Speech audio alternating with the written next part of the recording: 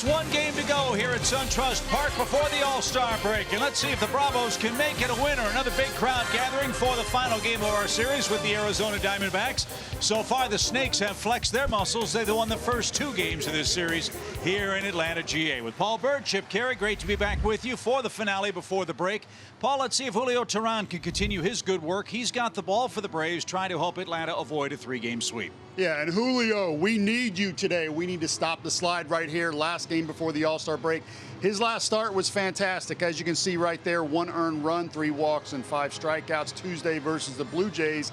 He does pitch well against the West, and that's a pretty good career start record versus the D-backs with a low ERA. So today is very, very important. He needs to be the veteran that he is and stop the slide. Arizona's in first place due in large part to an excellent bullpen and terrific starting pitching. The man going today, Patrick Corbin, is an all-star, and historically, Paul, this guy's been awfully tough for the Braves to handle.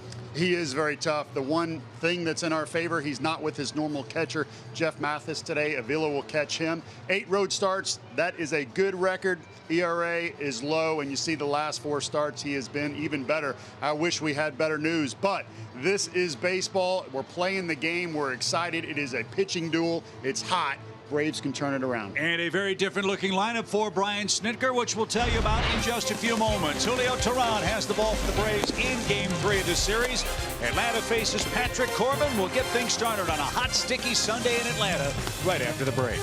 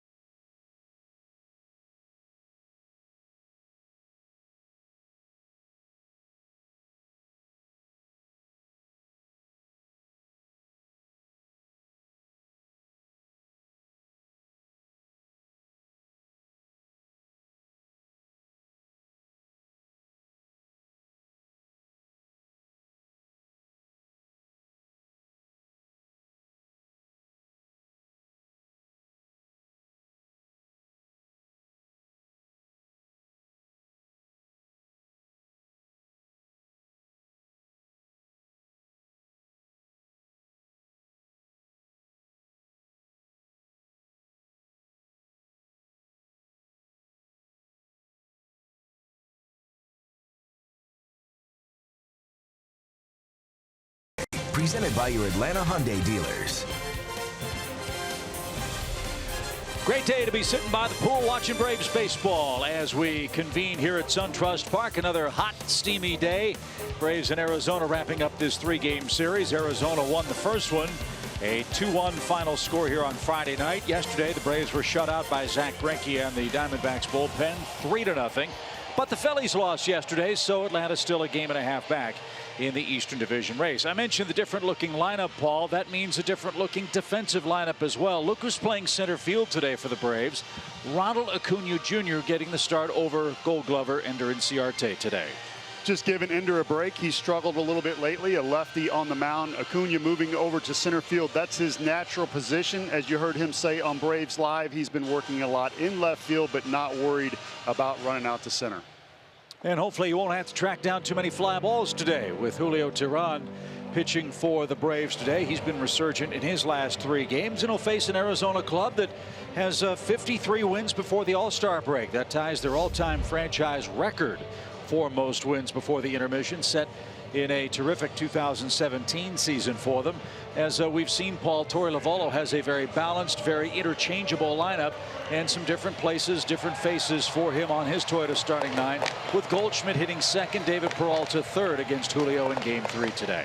You're right. Jay is back in there. He does have some moving parts. DeCalso, who was out yesterday, is back in, can play anywhere on the field.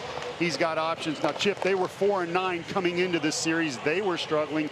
They've turned it around a little bit, but this is the last game before the break. We'll see if the Braves can make it happen today, carry a little bit of momentum into the break and feel good. Take me into the minds of these players playing today. They're all professional. They all want to go out and win this ball game. There's no question about that. But the human side of it is, both these clubs have played 90-something games.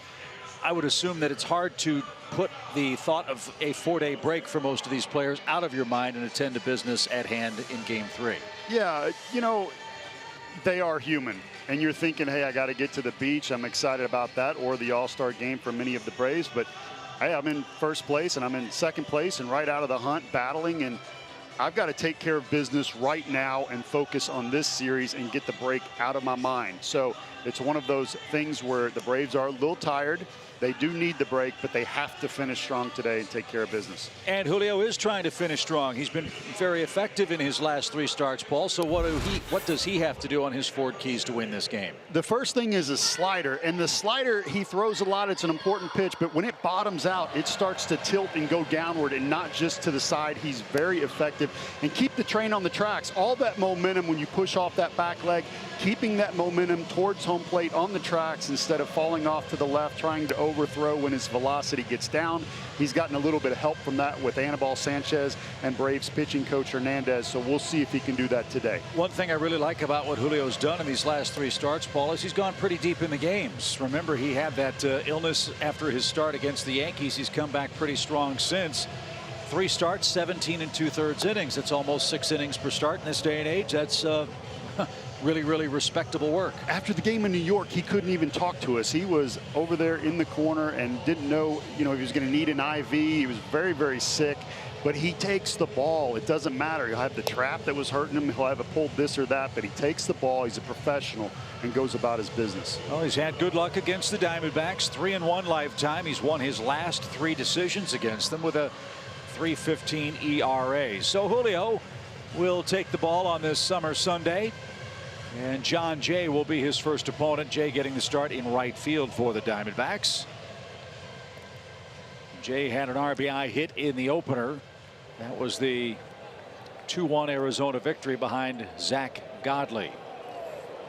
So Jay at 221 on the year, a homer, 11 RBIs. Arizona got him from Kansas City.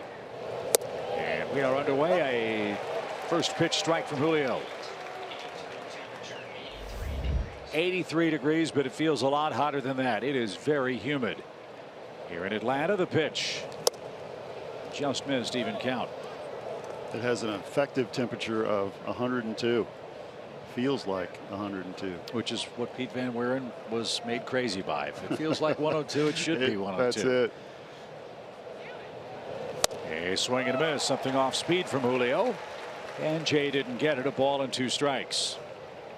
During this 3-start run for Julio, 19 strikeouts in almost 18 innings of work. So more than a strikeout per inning in his last 3 outings. And a slow ground ball hit to Ozzie at second. He's got it. And Julio's day begins with a ground ball to second. 1 out. That's the way we want to start things off. Julio attacking. Chip, as a pitcher, when your team is struggling, you want the ball. You want to go in and do a great job and stop the slide, especially if you are a veteran who a lot is expected of you, which Julio, opening day starter for year after year, it is expected from him. He's ready to go. I like how he started this game. Paul Goldschmidt, the first baseman for the Diamondbacks, 21 homers. And he too an all-star and takes a strike. Greinke, Goldschmidt, Patrick Corbin all headed to Washington, D.C. after the game today, along with the Braves foursome. That's a break for those Arizona players. Won't have to fly all the way from the West Coast to join their National League compatriots. And the All-Star game, of course, Tuesday night on Big Fox at Nationals Park. 1 ball, 1 strike. Goldschmidt, 1 hit in the series. And took 1 at the knees. 1-2.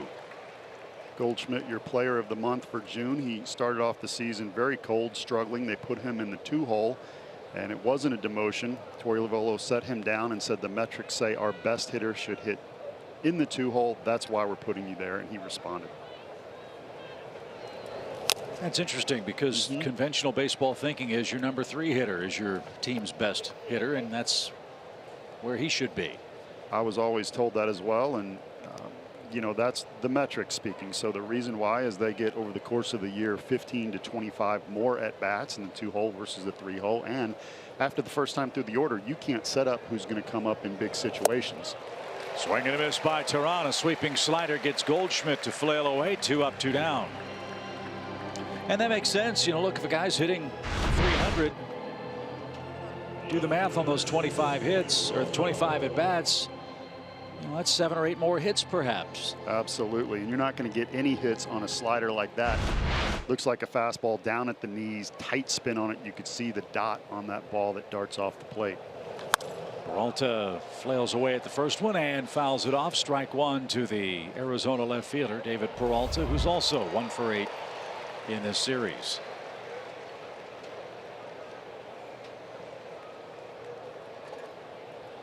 I mean, it really is different when you think about the evolution of constructing lineups in the game today. Goldschmidt might be the biggest number 2 hitter in baseball at 6'5" or 6'6". But the job of a number 2 hitter was always, in the old days, hit behind a fast runner, lay down a bunt, try to work a walk so that the 3, 4, 5 guys would come in and slug away and hit home runs. Arizona sees it a little differently, and it's worked for them. 53 wins, 43 losses, and a half-game advantage over the Dodgers. Nice pitch, just missing the outside corner. And you usually wanted a lefty in the 2-hole because you wanted your leadoff hitter to get onto first base. You wanted him to steal, and you wanted to block the view of the catcher. So it made it for a easy opportunity to steal. Swing and a miss, and that goes back to how the game has changed as well. Stolen base is not as big a weapon in the sport as it used to be back in the 80s, for example. You had Ricky Henderson and Vince Coleman and Willie McGee and all those guys running around.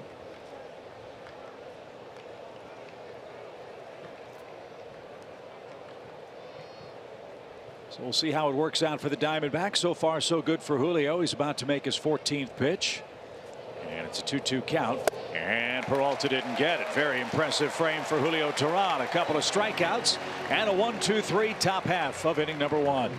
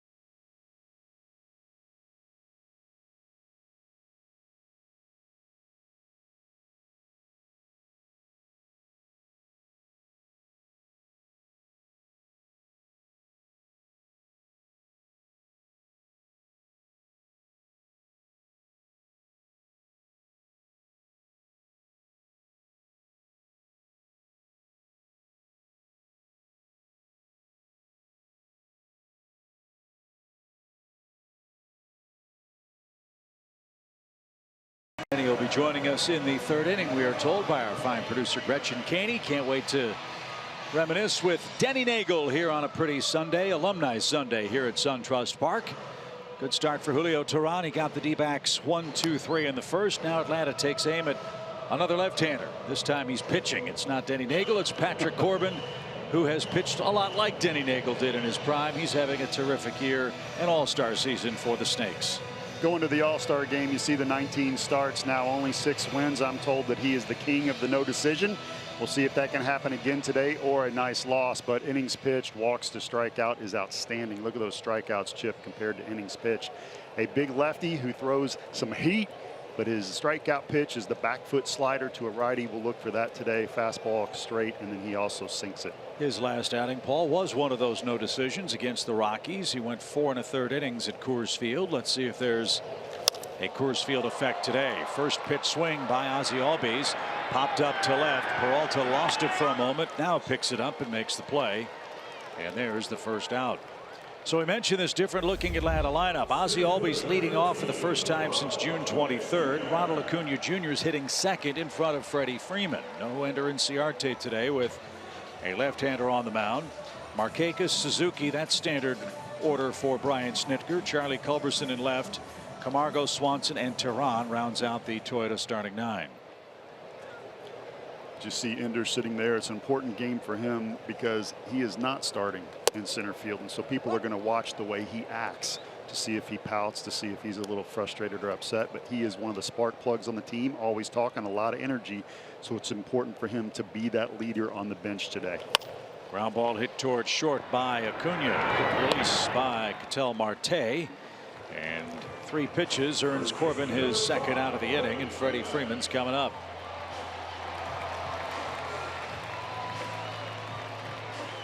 Freddie ordinarily crushes left-handed pitching. This guy on the mound, though, has given Freddie as much trouble as any lefty in the game. He's 1 for 13 in his career against Patrick Corbin, who did not allow a run in his first 27 2/3 career innings against the Braves. And Freddie jumps on the first one, drives this one deep toward left. To the track is Peralta. And 3 outs on 4 pitches sends us to a scoreless second inning.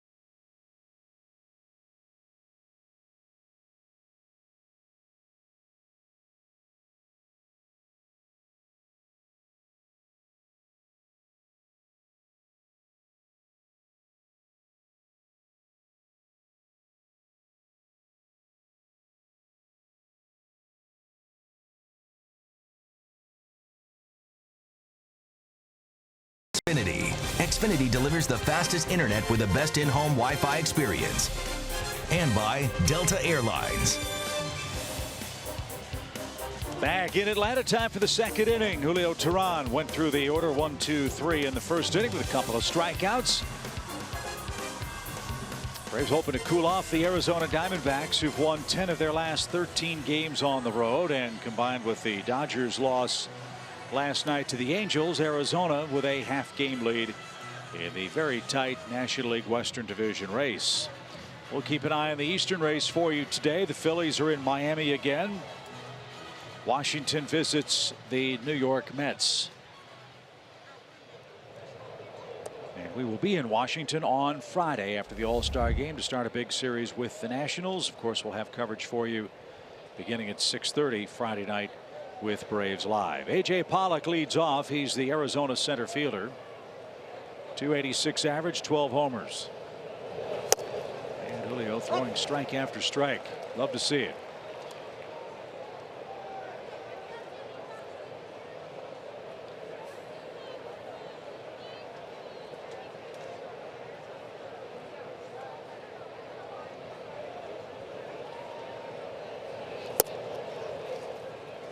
Just outside, just off the plate. Pollock, as you heard yesterday from my partner Chip Carey, went to Notre Dame. In high school, he was a National Honor Student. And in Notre Dame, he met his wife Kate, who played for the Notre Dame lacrosse team. So Chip, I think if they have kids, they'll be good at swinging rackets, bats, all kinds of stuff. Lacrosse sticks, all that stuff. Be great for Mr. Pollock. 2 balls and a strike.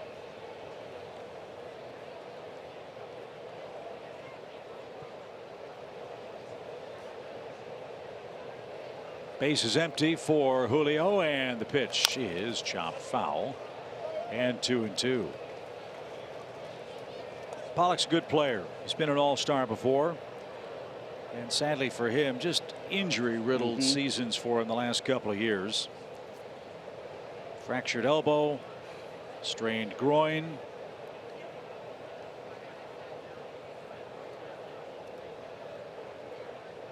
Former #1 pick back in 2009. As Julio to work, and that's tipped and caught. Pollock is retired. 3 straight strikeouts for Tehran. He's got a lot of movement, and there's the first out of the inning.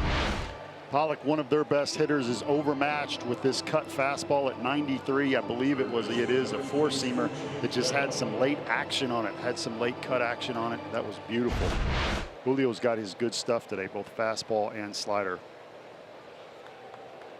Jake Lamb, the pride of Seattle, Washington, and the University of Washington, is the Arizona third baseman today. A .229 average for Jake. And that missed off the plate. 1 ball, no strikes.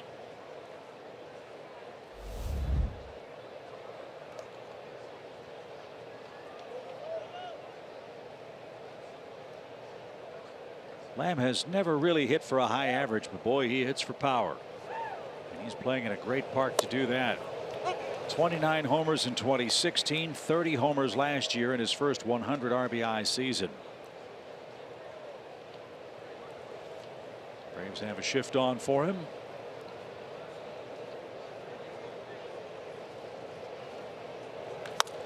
As Lamb pulls that one foul. He is one of many Diamondbacks that has been racked by injury. This is only his 51st game this year. That's why talk about a guy with 29, 30 homers, only has 6. Well, he's only been in the lineup about half their games so far.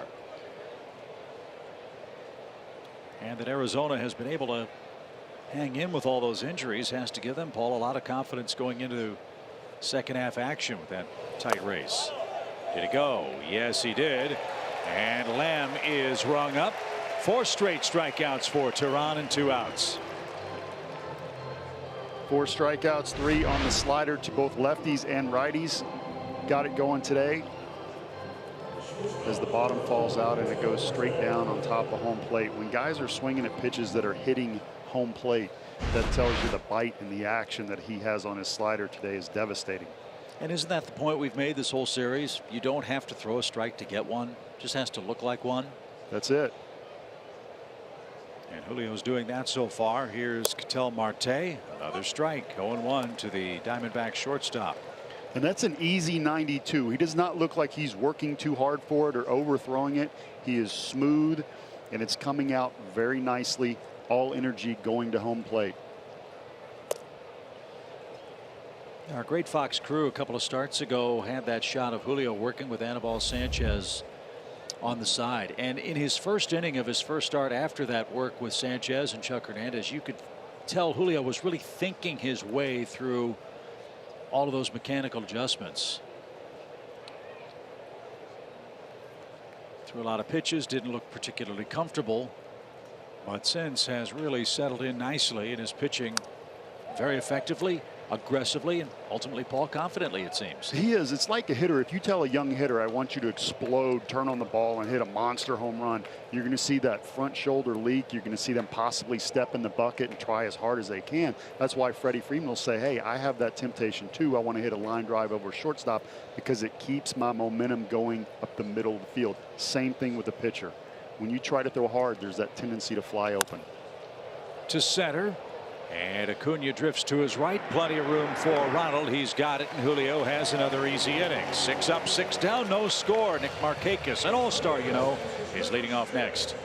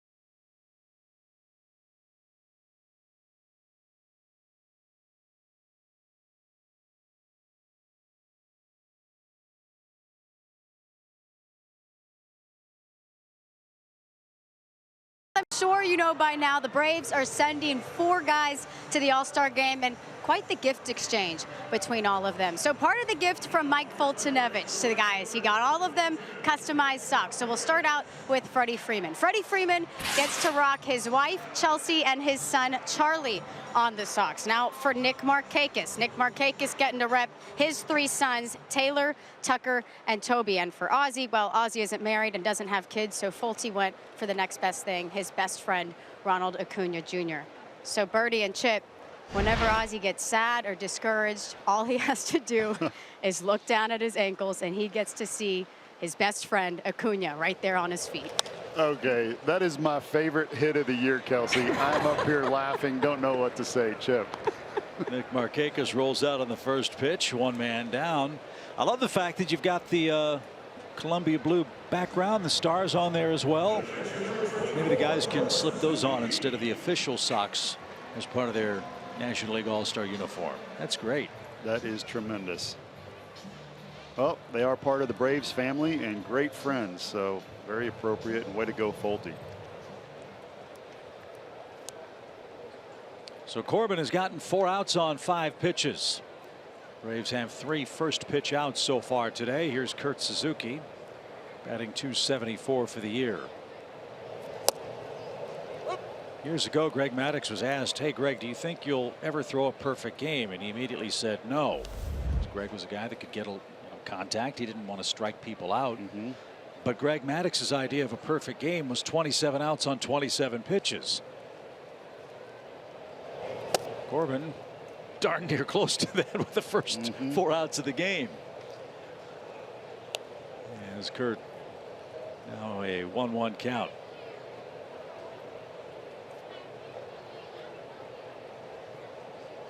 There was a game when Maddux threw in San Francisco my first year with the Braves, and I was the long man, so I never stretched out, you know, when those guys went out there. I mean, it didn't make sense. So anyways, we were in San Francisco where it was cold and it was windy, and he was down in the bullpen, and Chip, he didn't hit a spot. I mean, bouncing balls, missing by 2 or 3 feet.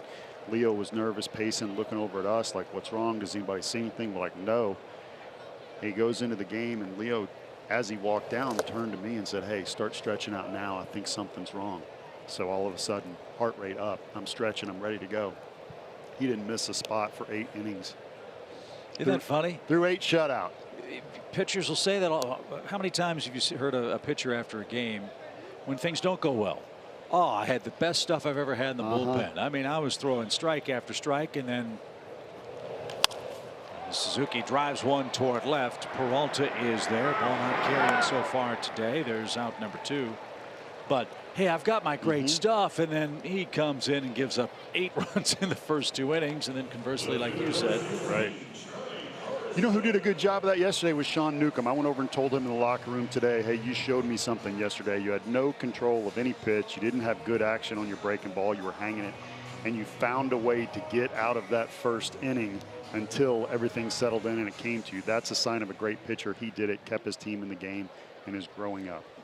Charlie Culberson gets the start in left field. Charlie's got a hit in 8 of his 10 starts. Tough customer in Patrick Corbin for him today. And that missed off the plate. Ball 1.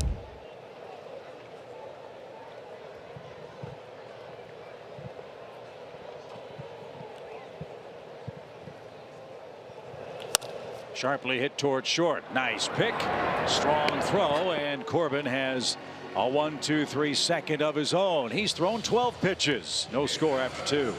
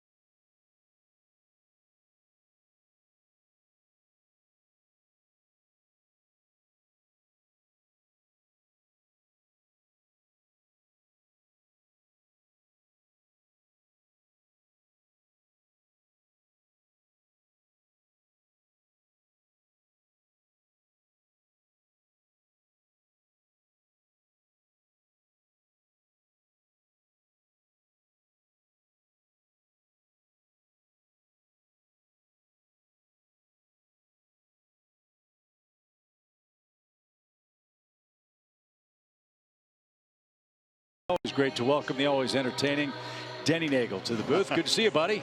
My pleasure, man. Thanks for having me, guys. Way to go. This is a true story. I first met Denny Nagel not in the major leagues, but he and I were veterans of the Southern League in 1991 with the Orlando Sunrays. And believe it or not, Denny Nagel won 20 games that year in the minor leagues. That's hard to do. That's hard to do, buddy. You know, I think I owe it all to you and your great calling of the games here. Yeah, right. Yeah, you couldn't wait to get out of Orlando and up to Minnesota. Talk about your time with the Braves here. We know about your early career with the Twins, but explain to the fans what playing in Atlanta and being a Brave meant to you. Well, you know, honestly, Chip, I think it says a lot about when you see all the guys that want to come back and do these events and stuff.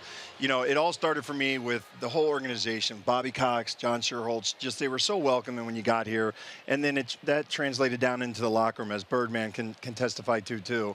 You know, it was just the greatest time of my baseball career, without a doubt. I feel so fortunate to have played, 13 years, but to be able to play in Atlanta with this class organization, it meant a lot to me. It had to mean a lot being welcomed here, but I would assume as a player it had to be intimidating pitching here because of the reputation of the guys and that rotation you were joining. Yeah, absolutely, man. But I think Paul will even agree with me on this one. I used to tell everybody, Chip, that I always compared it to running a race. If you ran a 100-yard dash with 3 guys that you knew you could beat, sure, you might beat them. Go ahead. Descalso to deep center. Acuna on the run, won't get it. It's off the base of the wall. Nicely played, but Descalso in at second with the first hit of the game. A leadoff double. I had to say, I'm running in a race, and then the guy hits a double. but no, honestly, Chip, real quick, I used to tell people that to me it was a blessing to be able to pitch in that rotation, because like I was just saying, if you ran in a 100-yard dash and you raced against 3 guys that you knew you could beat, you're probably going to beat them. but your time's probably not going to be as good. But now if you run in a race with guys that are just as fast, if not faster, you might not win the race, but your speeds are probably going to be the best speeds you ever have. And that's how I felt pitching that rotation. And you won 20 games one year here in Atlanta. What was that like? Oh, man. That's maybe the dumbest question. It was probably great. But really, what was that like? What was that experience like pitching in that rotation and you coming up with 20?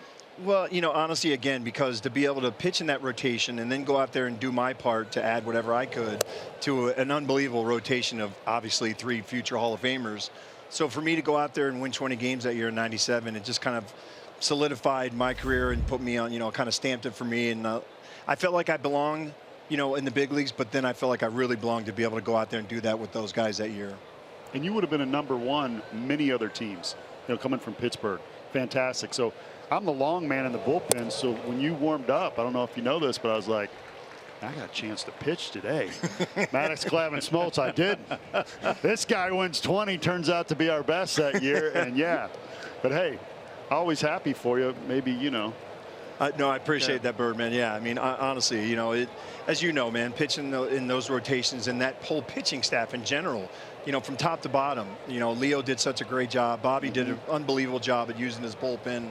And you know, one great thing about Bobby too, Chip, was that he always gave us starters a chance to win the game. You know, you certainly wouldn't see, you know, guys going 5 or 6 innings like they do today, which is fine. The game has changed and everything, but that was one of the things we appreciate as starting pitchers, pitching for Bobby Cox. Yeah, I was going to ask you about that. There are those who say the win isn't important for a starting pitcher. That certainly wasn't a thought process for you guys. The win was extremely important. The win was extremely important, but I think another reason what made us so good was that the most important stat that I always felt was your team's win losses in your games. You know, because obviously you can go out there and do your job and lose 2-1, or, you know, get a no decision going 7 innings, 2 runs. But if we win the game, you know, you did your job, you kept us in the game. What did you learn the most from Leo Mazzoni? What's the one thing that stands out? That less is more sometimes. You know, the importance of getting that first pitch strike on the outside corner. Well, yeah, as you know, the scouting report was we start away and finish away, and we only come in for effect. And it worked, though. It really did. I mean, we made it work, and you know, I think it helped me even further my career along that much more to be able to have that philosophy that Leo liked. So a walk to Alex Avila, the catcher, after the leadoff double. Now Patrick Corbin will dig in. He's a fair hitter, over 200 batting average for Corbin, and he's got a couple of RBIs, chance to bunt a couple runners over here, and I'll tell you what, man, chance for a big inning. Last night, my son and I were at the game. My son Chase, who's in town, and I'm impressed, man, with some of these pitchers that are swinging it these days too. Zach Greinke last night was one of the toughest out in their lineup, I think. Yeah, good athlete. 294 average. Yeah, for Greinke. Corbin's also a great athlete. If you YouTube him. That is a fair ball. Out at third. Yes. Long throw across to first. In time. Double play. Anyway, Birdman, we jinxed him. We did. I'm going to tell you more about how good Corbin is, even though he didn't run to first. Great basketball player. If you YouTube him, he's doing dunks and all kinds of things. An incredible athlete. Left-handed pitcher like you. Very, very good. He's fun to watch. No question about it. I think obviously he must have thought that didn't get in a fair play. Yep. Well, Phil Cuzzi had an eagle-eyed look at it, and Suzuki pounced on it before it could roll foul. So it's a 2-5-4 double play, and Avila at second base, now 2 outs. That line in the box does not come through. The fair and foul line does not come through the box, through the batter's box, or to the plate. It's a judgment call. Corbin, I don't know if he would have got there anyways, but certainly thought it was foul and didn't run. So pitcher's best friend sitting here with 2 pitchers. You guys love double plays. There we go. And comebackers too. How about Julio? He had first and second, nobody out, and Arizona hit the ball about 72 feet. Denny, it's great to see you. Welcome back to Atlanta. You and Chase. There we go. The train whistle. It's still in effect. No score.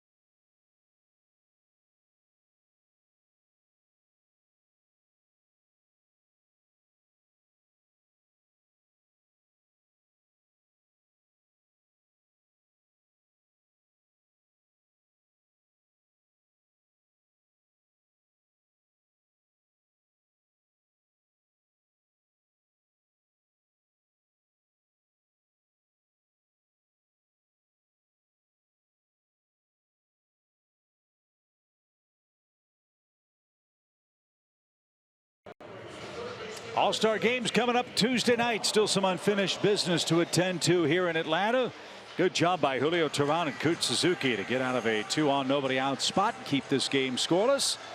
Here in the home half of the third inning, Johan Camargo gets things started. He's done good work against lefties. Paul, as you see on our Georgia Lottery, hitting the jackpot feature. That is hitting the jackpot. 458 average last 13 games versus left-handed pitchers. He's got a tough one today. We'll see what happens.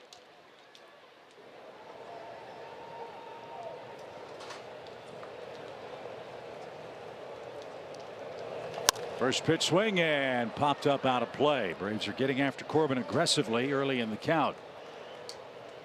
Corbin used to throw all fastballs in four seam and then away two seam and then try to finish with the slider. He still tries to finish with that back leg slider, but now trying to throw different sides of the plate, both pitches. And that pitch a little low for the Braves third baseman. 1 ball, 1 strike. Johan slowly, steadily building his numbers here in the first half of the season. Remember, he started the year hurt with an oblique or back problem that flared up in the early days of spring training.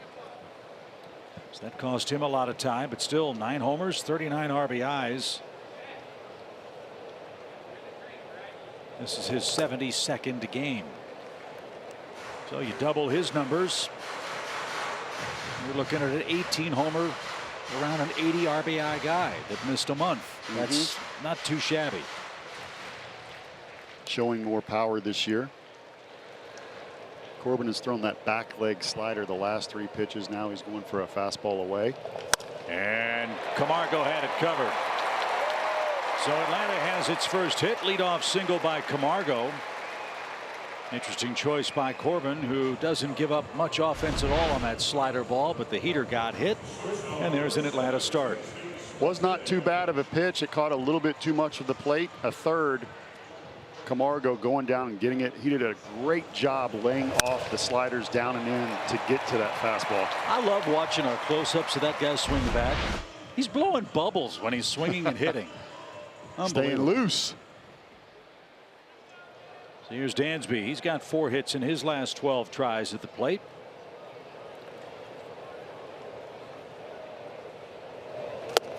And there's that breaking ball that's taken low. 1 ball, no strikes.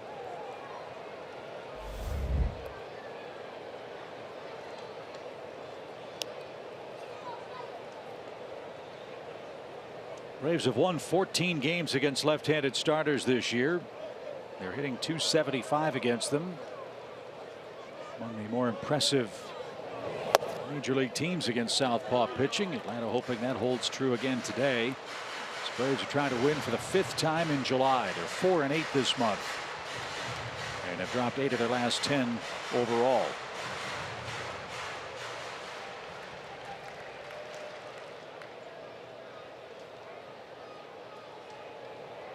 Two balls, no strikes.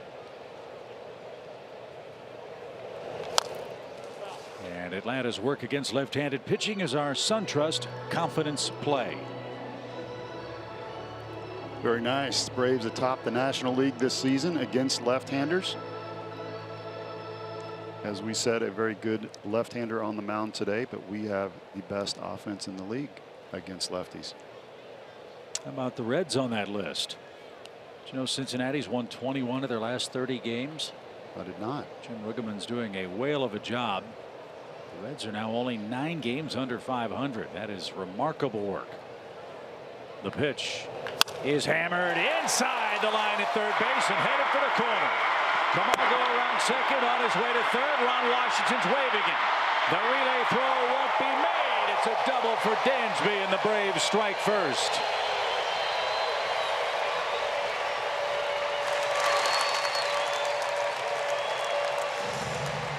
Oh, baby, did he turn on that pitch. Dansby Swanson hits the fastball in as well as anyone on this team. They had tried to stay away from him, but you can't keep going away, away, away. Ball catches a little bit too much of the plate, and he's ready to turn on it.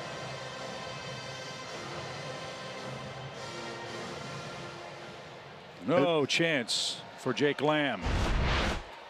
And that's the thing, Chip. Even if you know a hitter hits a certain pitch well, you still are going to throw that pitch. You can't stay away from a fastball and just throw everything away, or he doesn't hit breaking ball well, so I'm just going to throw nothing but breaking balls. You just pick your spots, and he did not miss his chance to turn on the fastball in. Julio Teheran's the best bunter on the team, and he just got a sacrifice laid down. Swanson to third with one out. So far, that's the difference in this game. Corbin couldn't get a bunt down. It turned into a double play.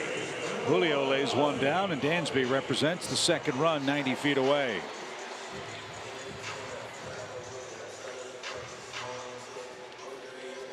And now we go back to the top of the order, and Ozzie Albies.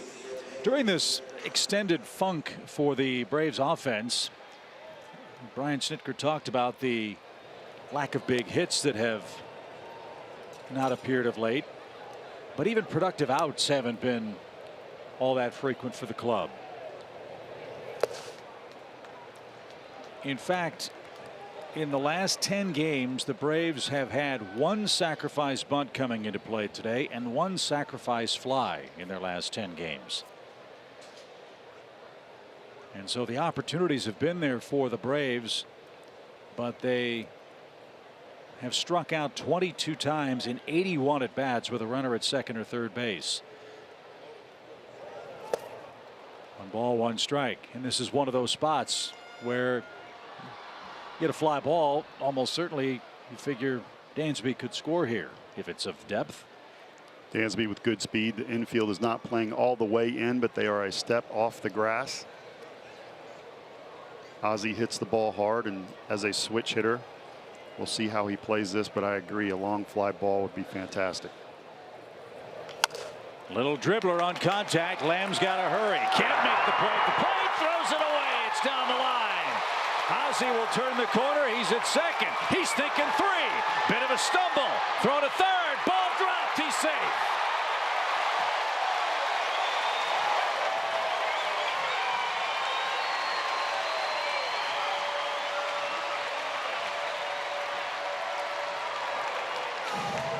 It'll be an infield hit, and I assume a 2-base error. Ozzie was thinking triple, not triple, but getting to third all the way on this. Running around second, he stumbled, the helmet came off, but he was thinking one thing, and I have to give it to this team. They forced the issue, they are aggressive, and that turn was immediately good break right there. Dansby reading that. And here's what we're talking about, going around second. What an exciting player to watch. So there's a productive play for Atlanta, and the best of all worlds is same situation. Runner at third, 1 out, a run is in, and Acuna's up there. So Albies with his 55th RBI will try to score his 74th run in the first half here in this inning. 2-0 Atlanta over Patrick Corbin, who's given up a grand total of 4 earned runs in his career against the Braves. He's given up 2 runs here in the third. So Torey Lovullo likes to carry 3 catchers. Mathis is considered the best defensive catcher. We talked about him being the master craftsman yesterday. Avila is in there today. Corbin is used to throwing to Mathis. Mathis will go out there and won't let him pout, won't let him show bad body language. Ground ball to the left side, and Ozzie didn't go on contact, and Acuna can't bring home the third run. That's the second out, and Freddie Freeman the batter. So Mathis has been sort of his mentor. So today Avila, another very good defensive catcher in there, and Corbin appears to be a little bit out of sync right now, and we'll see if he's able to bring it together. But the Braves have come through right now with runners in scoring position, something we've needed. It feels good. So let's see what they do with Freddie. Big shift on for him. It is pick your poison. Freeman, Markakis, the next 2 Atlanta hitters. Told you about Corbin's 1 for 14 luck against the Braves first baseman, who takes a look at that one low. Ball 1.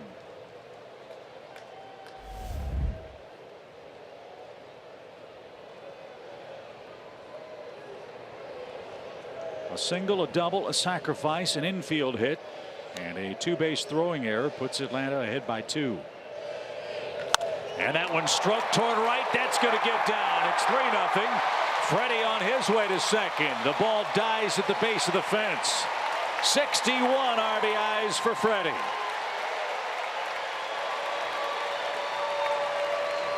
He picks up Acuna. He picks up an RBI. And the Braves teeing off on Corbin here in the third.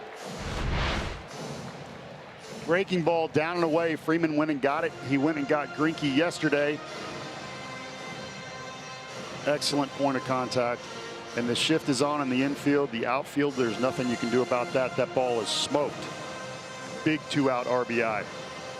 Mike Butcher is the Arizona pitching coach. Quick visit with Corbin, who's given up 4 hits, 3 runs in the inning so far. And now Nick Markakis, the batter, who's 6 for his last 18 at the plate. 119 hits for Nick Markakis in the first 93 Braves games.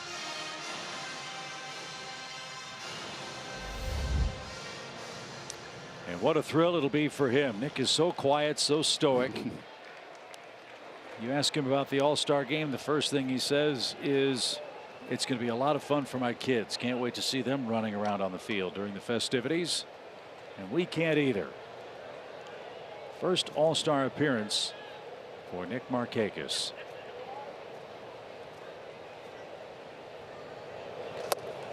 Ball 1.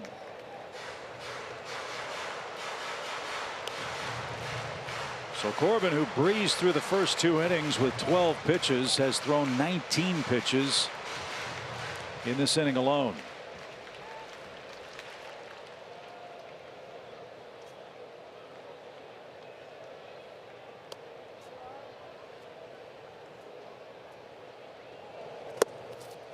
And a good take. 2 balls, no strikes. Phillies are leading in Miami 2-0. That game's in the 4th inning down at Marlins Park. Washington has struck first in New York. They lead the Mets 1-0. That one in the 2nd.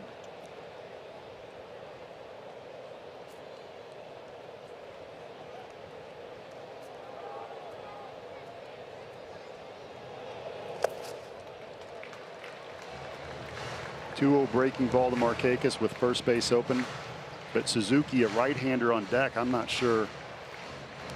He's maybe a little more comfortable against Suzuki once you fell behind Markakis. But when you protect each other on this team and you have guys that can hit home runs, and Suzuki having a good year average rise as well, as a pitcher, it's sometimes you're not too comfortable pitching around somebody. First 3-ball count for Corbin. That stands to reason. He's thrown so few pitches after the first 2 innings. The Braves have touched him for 4 hits and 3 runs here in the 3rd inning.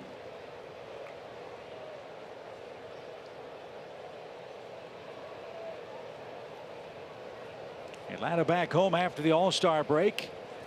July 26th, the Los Angeles Dodgers come in for 4 games, then Miami for 3. That gets us to August 1st, the end of that homestand here at SunTrust. Hope you make your plans to join us. Braves owe the Dodgers a little payback. And that's fouled away. And Markakis now a full count.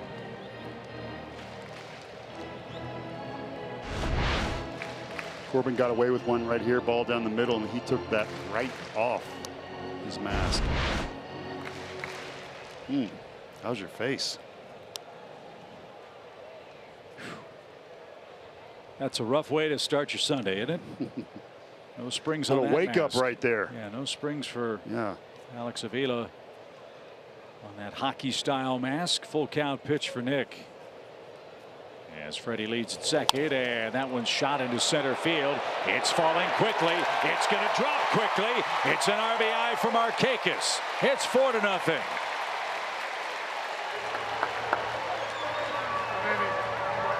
Hit number 120 for Nick. RBI number 61. That was a great pitch on the inside corner that he fought off to center field.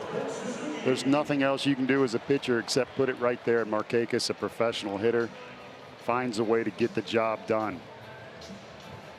Well, we need this, Chip. We needed the offense to come through in some big situations. It feels good. Every team has their little lull.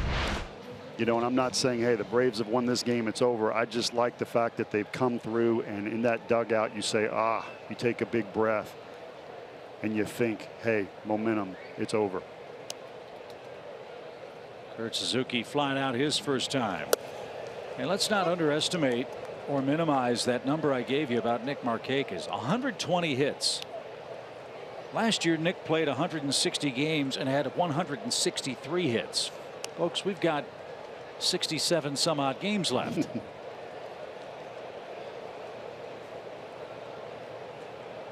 So a potential 200 hit season in the offing for Markakis at his current pace. It's been such a long time between 200 hit years until Ender did it last year. Wouldn't it be something to have 200 hit seasons in back-to-back years by Braves outfielders? It's possible. As Old Reliable comes through again, second in the league in hitting, and a big 2-out hit to extend the lead 4-0.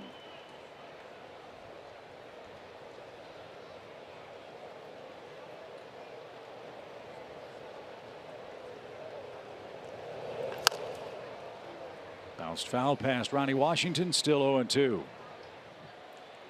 Suzuki has done a great job this year in his last 23 starts. Entering today, he's hitting .318 with 10 extra base hits, and he's done a nice job stepping in when Flo has gotten injured and he have to play game after game after game. He did a great job, and his body held up. He's tough. He gets hit by pitches, and you said Old Reliable at first, and this is Old Reliable behind the plate. A good take. Well, Corbin's got to be wondering if this inning's ever going to end. 12 pitches after the first 2 innings.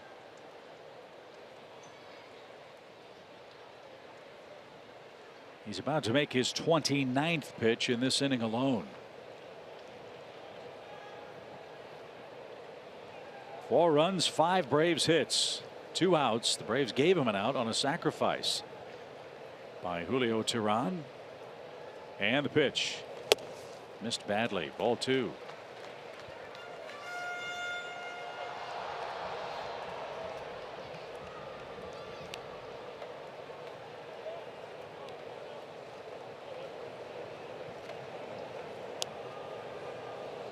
Braves are handling a very tough customer. An all-star pitcher today, Patrick Corbin. And now the left-hander sets his 2-2 pitch instead to first.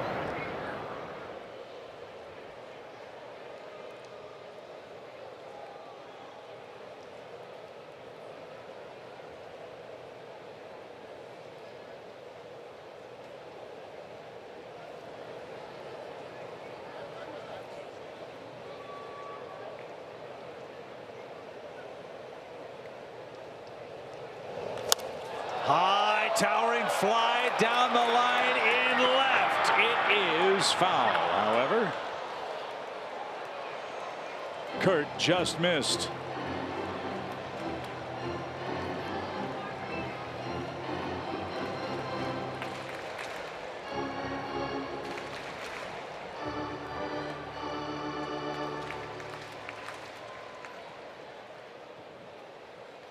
Would have been number 9 for Suzuki. The scouting report on Corbin is that he'll show bad body language when he gets in trouble. I can't say that I see bad body language, but I do see him slowing down, not attacking, taking a long time in between pitches, walking around the mound. That's hit toward third. Lamb has it, and he makes the throw, and that is the inning. 8 Braves come to the plate. 5 of them get hits. 4 of them score. Big inning for the Braves. That's nice to see. Camargo, Swanson, Albies, Freeman, and Markakis all with base knocks, and we go to the 4th. Julio leads 4-zip.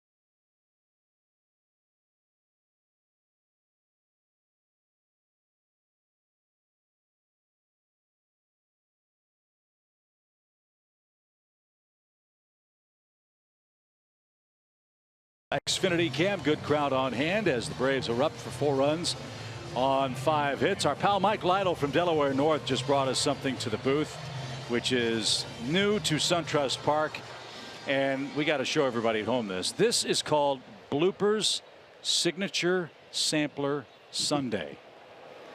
Now, Mike brought it to us a few moments ago at the start of that inning, and it took so long that a lot of the beauty of this delectable treat started to melt. But Paul, I don't know what the flavors of ice cream are, so I'm going to leave it to you to go to work on that. And tell me what we got working. Well, you did right by me with the chocolate chip mint closer to me. We got a little whipped cream. Line past Camargo by Goldschmidt, a base hit to start the Arizona 4th, and he'll stop at first with nobody out. Yeah, there you go. Your little vanilla chocolate chip. We got the mocha over here, some sprinkles and cherries. Get after it. Let's go. About 2,400 calories right there. You know, the official rule is, you know, the play-by-play guy has to talk about all the action. You're supposed to be the food tester. And if I eat that, I won't be talking about anything. You'll be taking a nap. That's correct. Yeah. Well, we'll send it over to Chan. Chan will eat anything. Give it to Chan. Chan, we're counting on you, buddy. David Peralta, the batter, and he hammers one down the line foul, and almost a great catch by a fan leaning over the fence. Strike one. Braves offense coming through. Julio looking to go out there.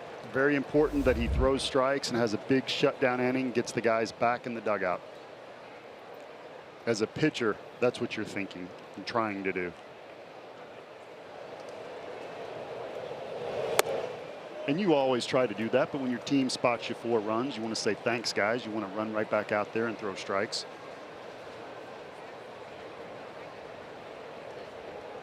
1-1 for Peralta. Pollock and Lamb coming up.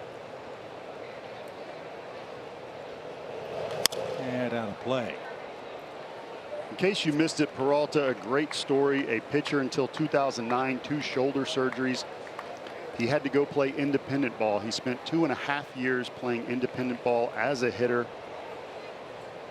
And the D-backs gave him a chance in 2013. He got called up to the big leagues as a hitter in 2014. Incredible story. And he's a good hitter. 16 home runs. And fouled over the screen. We saw him have a breakout game. I can't remember his individual numbers, but a couple of years ago out in Arizona, he tore up the Braves in a series out of Chase Field in Phoenix. From Venezuela, nickname is the Freight Train. Jose Amato was his coach in independent ball that taught him how to hit. And so his reward was he talked to the Diamondbacks and says, please interview this guy. He knows what he's doing. Now Jose Amato is in the minor leagues with the Diamondbacks as a hitting instructor. So he's very thankful for that. But that's just very unusual. You'll see position players become a pitcher, but you rarely see a pitcher become a good hitter. And I don't know any that have played independent ball for 2.5 years. Fly ball to center, right at Acuna. And Peralta's there. Or I should say Peralta is their first out in the 4th inning. Acuna makes the catch. 1 out. Maybe the most famous example would be Rick Ankiel. But Ankiel, his issues came about in postseason play when he just lost the strike zone as a pitcher, but could always hit. And Rick was a terrific player with the Cardinals. Spent some time here with the Braves, you might recall, a few years ago. And is doing some TV work, I believe, with St. Louis as well. Really a good guy. Here's Pollock. He struck out to lead off the 2nd. And that's in the dirt. Ball 1. This is the surf and turf portion of the Arizona lineup. You've got Pollock here, then Lamb to follow.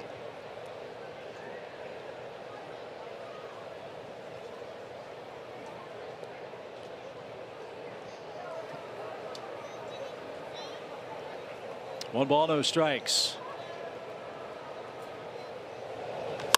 And again to center. Acuna back. Still going, and got there at the edge of the track. Joe always says, Paul, that balls like that are the hardest ones for center fielders to judge because they're hit right at them. And a little bit of a roundabout route for Ronald on that one, but Caught it without incident at the edge of the track. 2 away. So I would second that, having never played outfield but caught thousands and thousands of fly balls as a pitcher shagging for batting practice. Absolutely correct.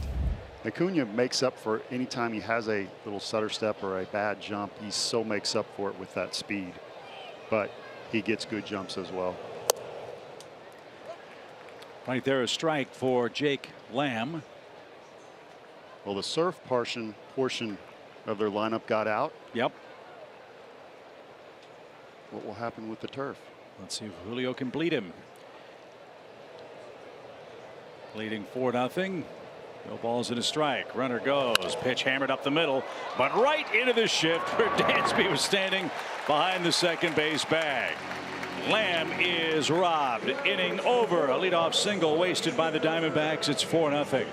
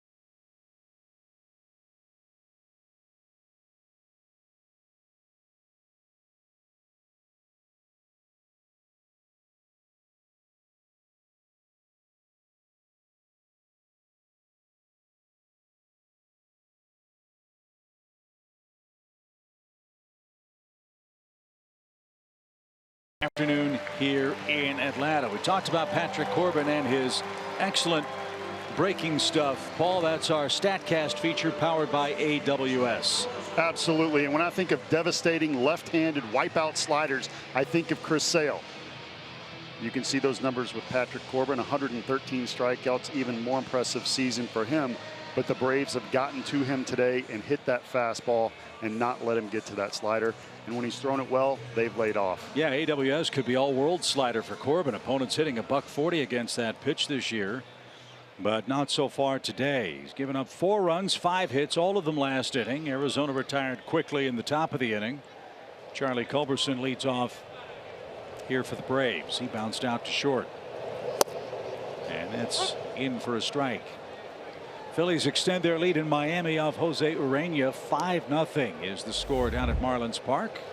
Mets have tied Washington 1-1 in the 4th inning. A swing and a miss. Paul, the biggest story in baseball happened late last night. Mike Matheny was relieved of his duties as the manager of the St. Louis Cardinals. Cardinals muddling along at 47-46. Made the managerial change with Cincinnati in town today. And that the Cardinals made a manager change in the middle of the season is really rare. The last time that happened is when they fired Joe Torre and brought in Mike Jorgensen back in the 90s. Mike Matheny is a great man in the game. He will end up somewhere and have a long career. He's great at dealing with people. He was my catcher on the USA team. Faced him many times in the big leagues, and he is someone that commands a lot of respect because of the way he lives his life. Cardinals also relieved their hitting coaches in a pre-All-Star break purge. They brought in Mike Schilt, whose last name is spelled S-H-I-L-D-T. He will be the interim manager through the remainder of the season. Then the Cardinals will do a managerial search. If Mr. Schultz doesn't keep the job, maybe the man opposing them in the visitors' dugout today would get a look. Jim Riggleman, who is also a former St. Louis Cardinal coach and farm director, and doing great work with the Reds. The 1-2 pitch. He is downstairs. And 2-2. That's that nasty slider we talked about, showing you the stat earlier where he leads Chris Sale in strikeouts on that pitch, and the Braves have not offered. That's the back foot slider. Randy Johnson used to throw that pitch, and you see Culberson recognizing it and not chasing.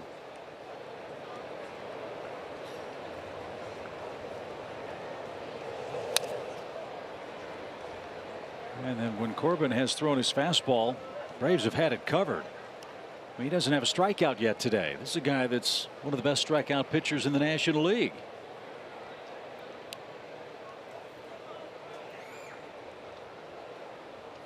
So the Braves bats are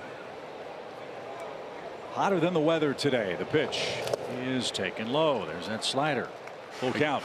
This is a great at bat. Charlie Culberson, on my all great teammate team, always comes to the park with a smile. You can put him in the outfield, you can put him in the infield. He is one of the great adds to this team this year, who has changed the team on and off the field.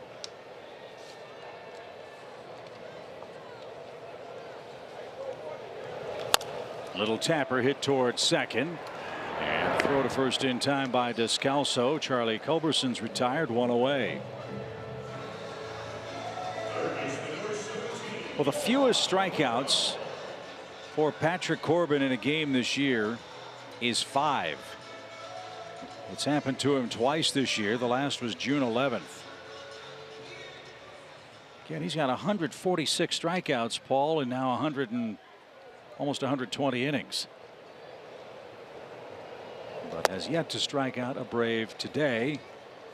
Something the Braves have done a little more frequently than they'd like. The last 3 games, Atlanta's had double digits in whiffs at the plate. Camargo single and third on a fastball away. A little 2-seamer right there. He hit a 4-seamer earlier, covered the ball away, and then Swanson followed, covering the fastball in after taking the nasty slider.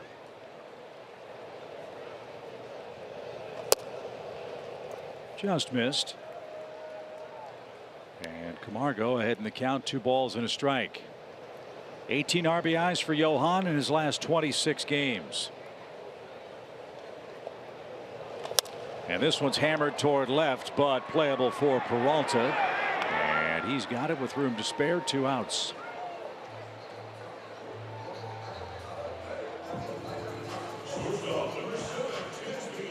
And here's Dansby. He brought home Camargo with the Braves' second hit. A laser beam double down the third base line and into the left field corner for his 35th RBI.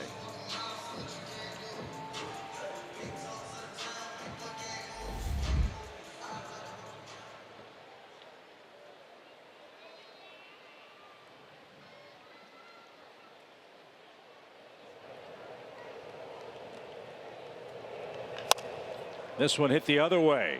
Race to the bag. Bad feed. Head first slide. He's safe. Corbin a little late breaking to the first base bag. Goldschmidt well off the line. Tried to lead the pitcher to the bag, but the throw was a little behind, and that might have cost him a step. And Dansby with a head first belly flop slide is in with an infield hit.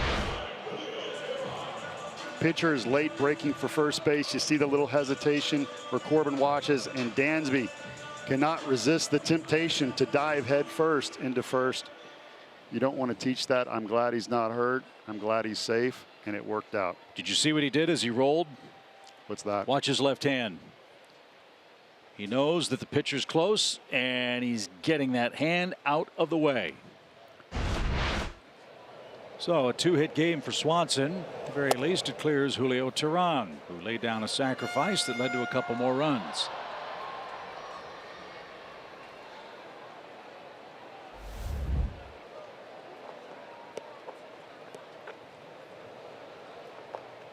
Four runs on 6 Braves hits. And by the way, for you folks watching at home, the blooper signature sampler Sunday is Histoire, a major league record. That ice cream is gone already, I think.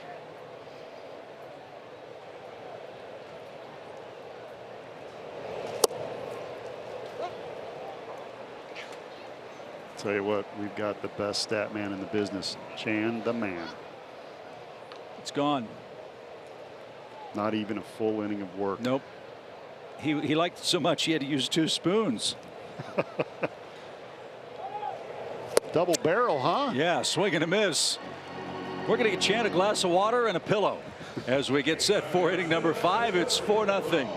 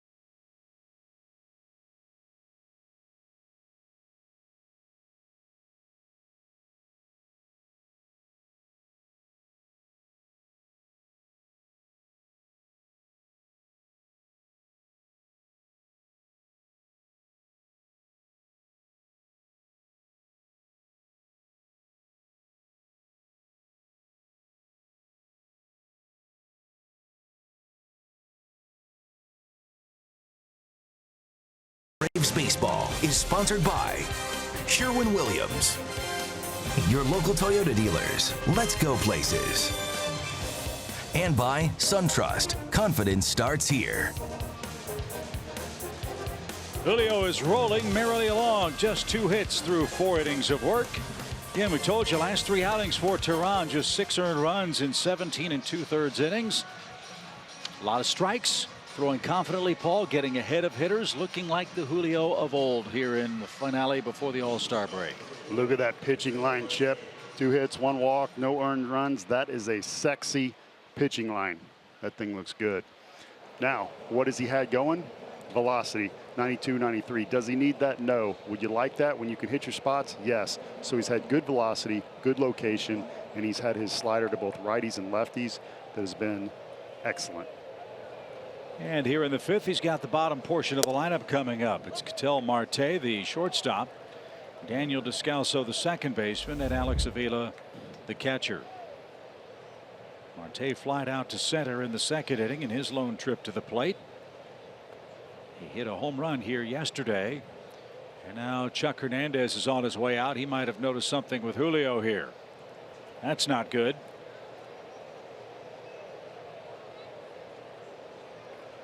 Is there something wrong with Julio, or is there something wrong with the mound? Looks like the umpiring crew is going to call on Ed Manga to come do some work to the pitching rubber, or at least the area right in front of it. You can see the big hole that has been dug there, Paul. Absolutely. What you have right here is the right-hander and the left-hander are throwing off the same side of the mound, the first base side. So that hole gets big. If you look to the left, our left on the screen, you're going to see nobody has touched the right side of the rubber. So we're going to have to fill in that hole. Sometimes because it's beam clay and Georgia red clay, it starts to get like a rock down under there, and that can affect your push off and your big toe when you release the ball. There, we'll soften it up a little bit. Nobody better at playing in the dirt than Ed Magnan.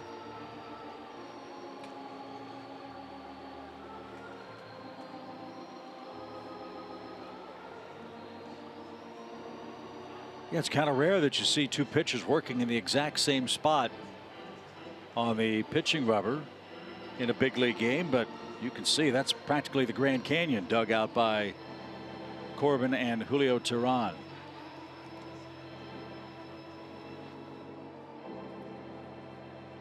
Visit your nearest Advance Auto Parts store to get the quality parts you want from people that know a lot about them.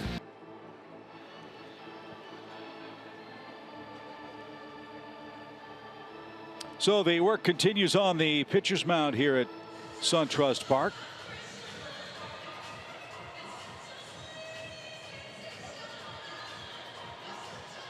Fresh clump of clay being tamped on in front of the pitcher's plate as we continue on here in the fifth inning. Paul Bird, Chip Carey with you. Our final game before the All-Star break.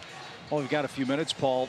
I'd like to get your overall impressions of this Braves club going into the All-Star break. I know that we've talked a lot about the rebuild and that sometimes frustrating, agonizing process of a lot of losses to try to get to where you want to be for an extended period of time. Here the Braves are sitting with 51 wins at the break. 42 wins at the break last year, 31 wins at the break just 2 short years ago. My, how quickly the Braves have turned things around here in Atlanta. So here's my thoughts. This game is very what have you done for me lately. So we've been 2 wins out of the last 10 coming into today. So everybody's like, oh no, they're panicking. Had we come in and won 8 out of 10, everybody would be cheering and say the Braves are the real deal. So I look at long picture. I look at, do they have the pieces to contend in the second half, or are they just playing way above their heads? No, they're not playing way above their heads. They have good players. They have exciting players to watch. They have youth. They have veterans. They have pieces to the puzzle that you need and have to maintain a 162-game season. So I'm excited about this team. I'm not worried that they've had a little lull. This offense is a good offense. I think the pitching staff could be better at times, but they've got some youth to them, and we'll see what happens in the second half. And part of that second half is the trade deadline is coming up, July 31st. Yes. As you look at the Braves club, every team looks to add if they're in contention. That's just the nature of the game. That is not a reflection of the players that are here or the reflection of the players who may be used as trade bait to go get what you need. But from your experience as a major league pitcher, this seems to be a tired time for all major league pitching staffs. And I think you'd agree that that's an area of need for the ball club looking at the deadline, is to add some more experienced pitching depth, either in rotation or in the bullpen for the second half. They're called rent a player. You go and you get a player for the rest of this year. I don't know that the Braves want to do that or need to do that. But as a team, when you do bring in a player, regardless, it energizes you. It feels good. It makes everybody say, hey, these guys want to win. When you do something, it feels like a shot in the arm. Marte pops it up. And obviously the new clay was exactly what Julio needed for the first out. We will have more on the first half for the Atlanta Braves. A recap with Rebecca and Nick Green on the stretch. It's presented by Synovus, the Bank of Here. That's coming up in just a couple of innings. And then there's guys that you may want that are not available. And then there may be a guy that you really do want. He is available, but the price is too high. So I do think the Braves are a very good team. I think they're ready to win now, but that right player has to be available for the right price. Well, and that I think is the part that we're all guilty of. And I know I am. I'm as impatient as the next person. I'd love to see the Braves win the World Series this year and every year for the next 20. But when you talk about the strength of a farm system, and the Braves are ranked first or second, depending on whose publication you read, and you talk about, well, the Braves can trade their 19th best prospect. There's a little more to it than that, because the Braves' 19th ranked prospect might be the second or third best prospect in somebody else's system. So you really do have to be very careful about what you trade for the potential return. if that You makes do, sense. and you have to give credit to Roy Clark, Brian Bridges, Brave scouting director, for making good choices over the last 3 and 4 years. I know people got frustrated and said, man, why do they keep picking pitchers in the draft? And, you know, they believe that it's hard to find good pitching. And if they select 10, 1 or 2 is going to pan out. And those pitchers would be currency for times like this when you need to trade. But for me, it does not make sense for the Braves to trade for a rental player just the rest of this half and give up somebody that's really good for a long time. Now, I would trade some of that good currency in the minor leagues, good prospects, if I can find a good player that I can lock up or is already locked up for 3 or 4 years. Then that makes sense to me. Descalso with a 1-out walk. That is the second walk for Julio in the game. The first man he walked is the man coming up, Alex Avila.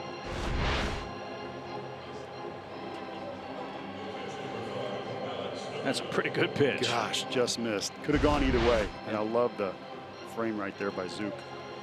So yeah, the non-waiver trading deadline is July 31st.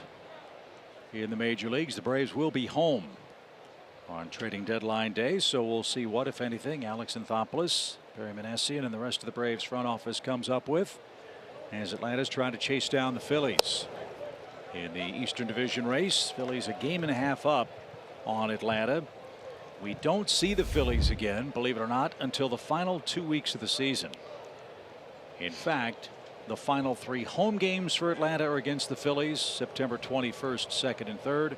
The final 3 games of the year are against the Phillies up at Citizens Bank Park. Those could be 2 gigantically important weekends. As that's inside to Avila, 1 ball, 1 strike. Marlins have come back. It's 5-4 Phillies down in Miami. That game's in the 5th inning. Brian Anderson's hit a 3-run homer. Cameron Maben's hit a homer. If you guys haven't seen Brian Anderson play, that kid can swing it. A converted third baseman playing right field for the Marlins after they traded Yelich, Stanton, and Ozuna. 2 balls and a strike. Julio just missing with that slider down and in. Avila with a 149 average. He's a defensive catcher, but he has hit well in this series. You never want to assume anything, but right here you go for the jugular. You don't mess around or pick.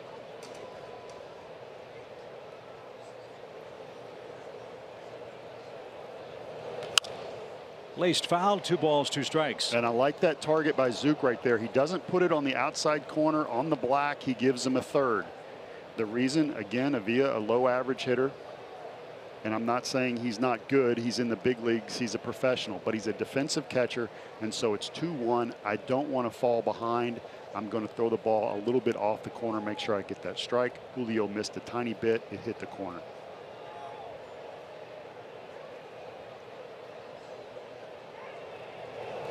Swing and a miss. Avila's down on strikes. Julio has 5 of those in the game. And Descalso at first with 2 outs. This slider is disgusting today. It has late action, looks just like a fastball. Look for that little red dot. You're going to see it right there, and it dives going straight down at the last minute. Looks like a fastball in the nitro zone, down and in for a lefty. He gets excited, and you see the swing over it where he was fooled. So here's Corbin.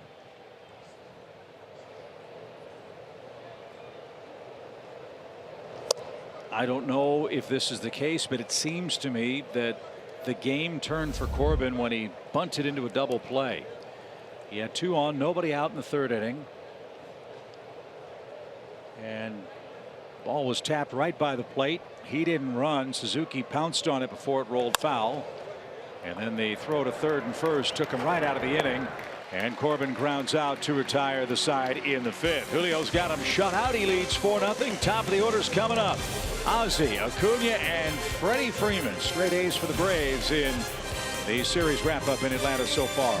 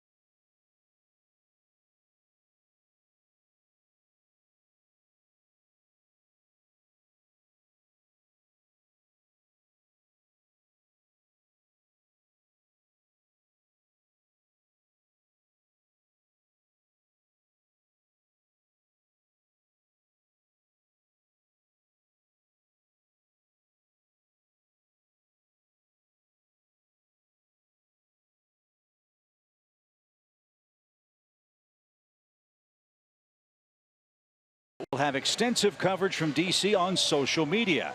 And Fox Sports Braves will bring you everything All-Star during this exciting time for our 4 Braves All-Stars. Gretchen Caney will be anchoring our coverage from DC. Ashley Shahamati as well will be on social media with all kinds of content for you from our nation's capital. What an exciting time for the Atlanta organization, Paul, for the last couple of years. Single All-Stars this year, 4 of them, including 2 starters in Freddie Freeman and Nick Markakis. Yeah, the Braves fans have taken a few lumps over the last couple of years, and it's nice to see this team that's very exciting to watch, a very good team, just a hair out of first place with a lot of All-Stars. We're going to be proud, and Freddie getting in that home run contest, trying to hit homers to center field so that he can go deep and not get his swing out of sorts. I'm looking forward to that too. It should be a lot of fun. He'll match up with Bryce Harper in the first round of the home run hitting contest in Washington. Ozzie Albies leads off for the Braves. He's got a hit, a run, and an RBI already today. Corbin back to work, trailing 4-0. He's my MVP for the first half for the Braves. Yes, there's a lot of other great players, but he is the one at second base that has pretty much done everything. Leading the team in homers, stolen bases, a tick off in RBIs, batting at the top part of the order. A huge surprise. Glad he's with us. 1 ball, 1 strike. And I'm super surprised that he did not start switch hitting until he was 16 years old in 2013, the same year the Braves drafted or signed him off Curacao, and he signed him for $350,000.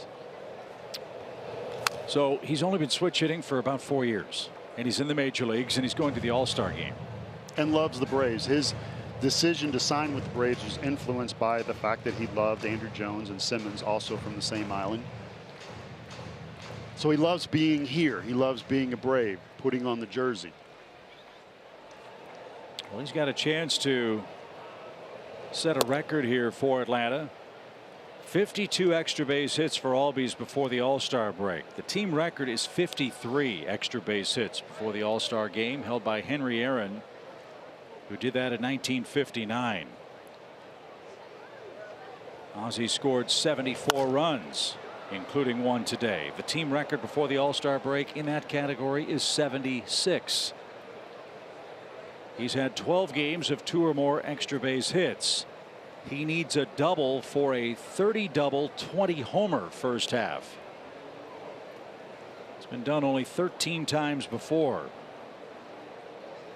Francisco Lindor of Cleveland, the latest man to do that. As the helmet goes flying here, and Albies is struck out to start the Braves' 5th inning. So, Paul, your point about being an MVP for the Braves this year with Albies is certainly applicable, and it goes beyond just his offense. You know when he made his last error? May 26th. Wow. So almost 2 months. That's a credit to Ron Washington, too, who has stayed on him and gotten him out here early. And I've heard Ron on him being a good leader. And he does it in a positive way, but he makes sure that he does not forget to work on all facets of the game, and defenses included. Acuna drives 1 toward Peralta in left, and that's the 2nd out. And if they ever make a bobblehead of Ozzie solo, I think he should be diving. The helmet should be off, and there should be dirt all over the front of his jersey. Well, yeah, if they make a bobblehead, they could have a bobblehead and a bobble helmet, because the helmet could be flying. You have it on one of those coiled springs. I like it. And the head could flop around too. That'd be kind of cool. As Freddie Freeman bats, an RBI double for the Braves first baseman. He's got 114 hits prior to the All-Star break. Now this is interesting. They always put the shift on. Larry Boa told Freeman they put the shift on against him because they want him to hit the ball the other way. They want him to hit a single. They don't want the double off the wall like we saw early in this game, or the big homer. The only problem, Freeman can take you deep to left center as well. 1 ball, 1 strike. Well, to your point about the metrics earlier in the game, there was a fascinating article about why hitters don't hit the other way when the shift is on. Number one, it's real hard to do, and with velocity it's even harder. But from a game management standpoint, Matt Carpenter made an excellent point. Number one, if Freddie Freeman just settles for a single here, he's doing them the other team a favor because he can't Right. hit the ball at the park. That's what Bo was talking about. But if he's at first, it might take 2 hits to score him, as opposed to him pulling the ball and hitting it over the shift. But it's predicated on getting a pitch to hit, and he didn't get one to hit with 2 outs here in the 5th inning. And if you take 1 hit away a week, that takes a everyday player down from hitting 300 to hit 250. So just that one little time where it works throughout the course of a week, it's a big difference. All right, Chip, this is show and tell, and I brought props. This is my Red Sox scouting report from 2009. This is Nick Markakis when he was with the Orioles. I want you to see this top area. This is against righties and fastballs. So nitro zone down into most lefties. He covers up well. This is bad high where you see the blue area. So you keep the ball down and away up and in. Here's what's really interesting. Look on breaking balls. How does he cover breaking balls? Well, he covers them very well down in the zone all the way across the board. We as pitchers are not taught to hang our breaking balls, but that's where he's cold. This is what a professional hitter looks like only a few years into the big leagues. Now, whose scouting report did that come from? Which team? Red Sox. Red Sox. Yeah. That's not proprietary information, is it?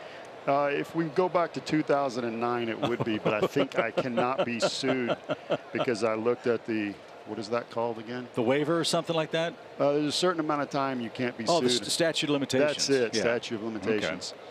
I knew you would come up Might with as it. well make You're sure that the Red prolific. Sox, who want every advantage they can get, aren't going to come after you and get that playbook back. And hitters change, but my point is, hey, you normally don't cover breaking balls like that until you're now 35. I remember pitching to Cal Ripken. I'm like, man, this is Cal Ripken. I got to throw him the 2-1 slider because I'm going to trick him. That guy was a professional hitter, man. He'd seen so many sliders, he recognized that right away. But when you're 35, your bat speed usually gets a little slower. That's when you got to pitch those guys in with the fastball and tie them up. But Markakis, a great breaking ball hitter early and covering the fastball to different sides of the plate.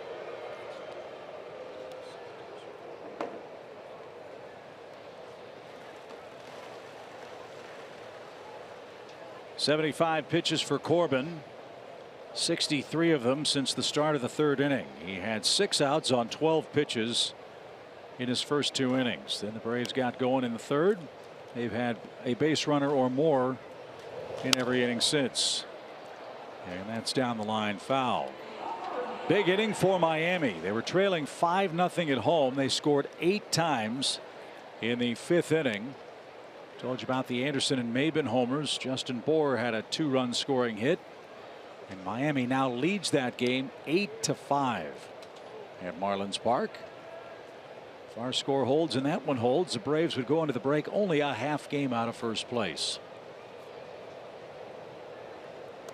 But still a ways to go in that one and this one here at home. The 1-2 pitch.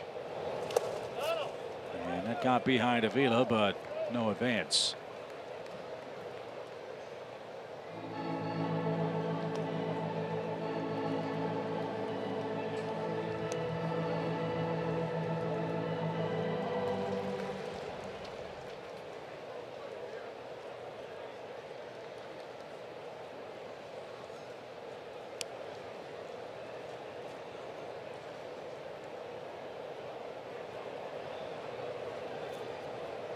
Deuce is wild for Nick Markakis.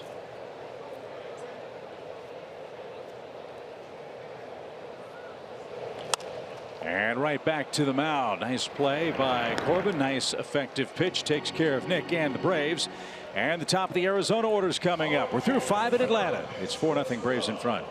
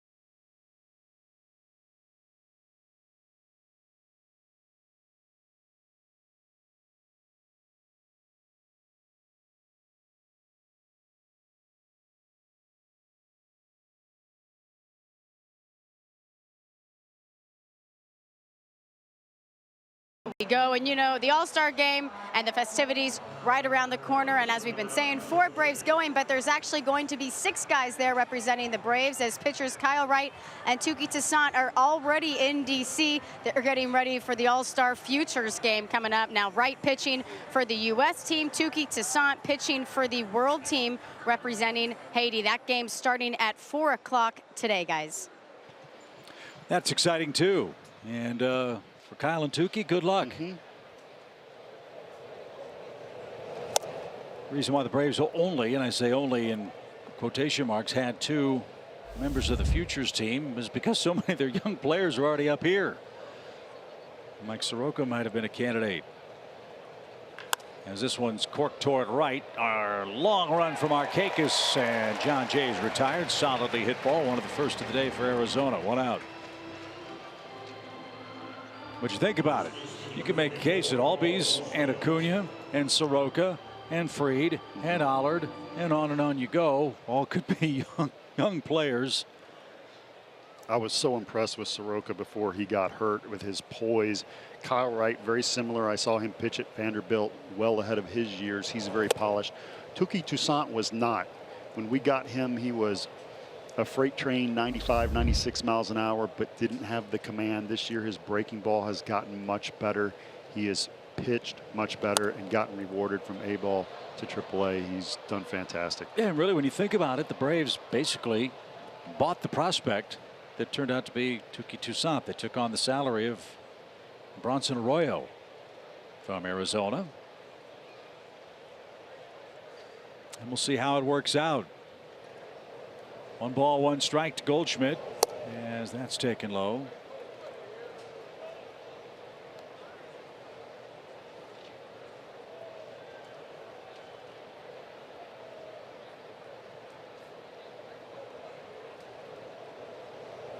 Swing and a miss. Boy, that was one of your keys, that dropping slider. Julio's had a good one today. It has beaten righties and lefties. They're not picking it up at all. And Goldschmidt has that little bat wrap. I want you to watch how he starts to stick the bat on the back of his jersey right there. And he'll have to get it up before he goes to swing. And he's a little late. 6 strikeouts. I'm sorry, Chip. I stepped on you because I'm so excited about the 93 away that's just beating people. Julio usually throwing 88 to 90. That is good enough too when he hits his spots, but he has his great stuff today. That fastball is electric. So Suzuki's been in the rocking chair behind the plate. Strike after strike for Julio. 45 strikes among his 69 pitches. And now David Peralta looks at a called strike.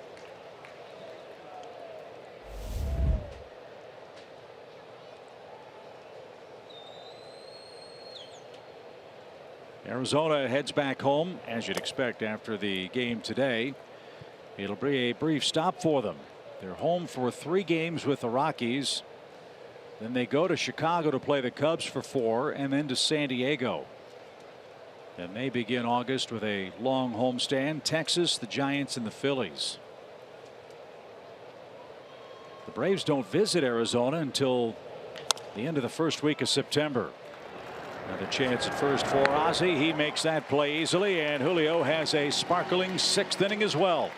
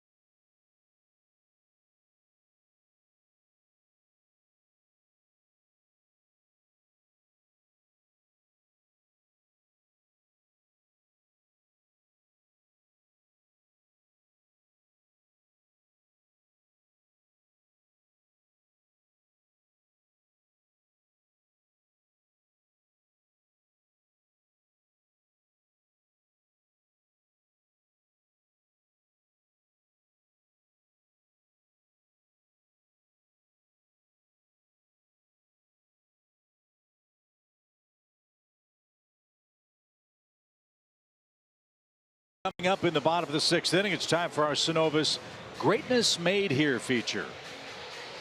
Oh, there we go. There it is, watching the 1999 Home Run Derby. That is my oldest son, Grayson, who was 3 at the time. Colby Bird, my other son, was a year and a half. I got to tell you this story, Chip. We went out there and took wiffle ball in front of the Green Monster and up in Boston. Great celebration. Took all these pictures with all the players, and I was like a fan that won some raffle. I mean, Ted Williams comes out in the golf cart. I'm out there in the infield taking pictures, and it was just what a blast.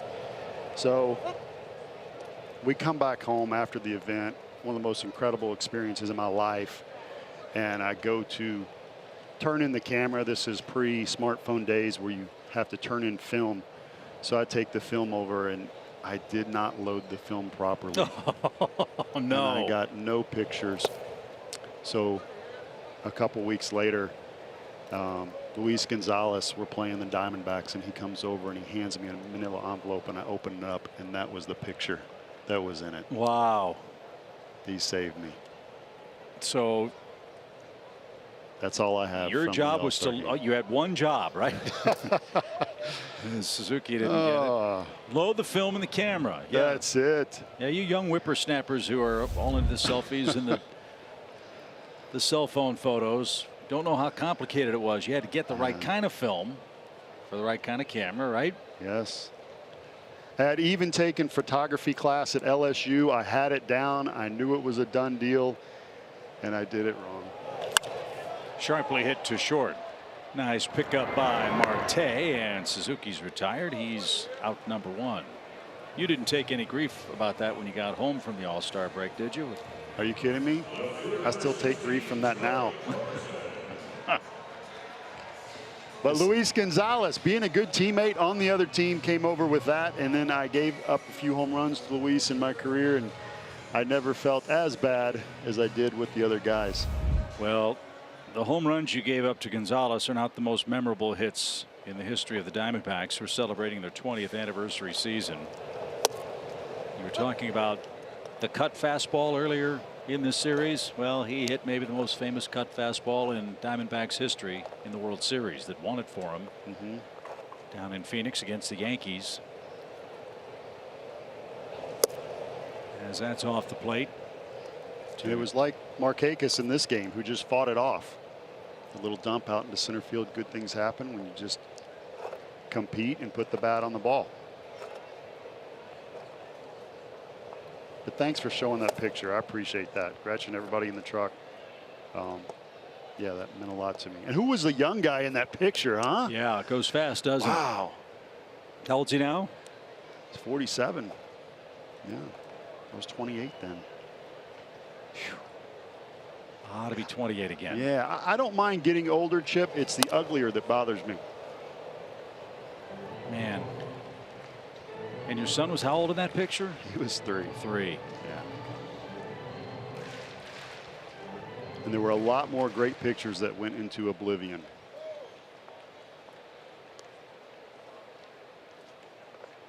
All right, moving on.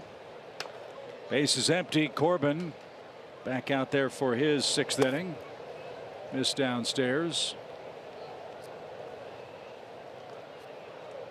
Could be a very productive day for the Braves if the Nationals could lose. If the Phillies could lose, Braves could gain ground on 2 of their division rivals today. And a swing and a miss. All of a sudden, Corbin, who had no strikeouts through 4 innings, has struck out 3 men among his last 5 outs. Culberson strikes on a fastball away right there. That was a very good pitch, but what he did well was lay off the nasty slider down and in. The Braves have done a really good job of reading the scouting report today and applying it. And they have, for the most part, let everything go that's down and in. Like that.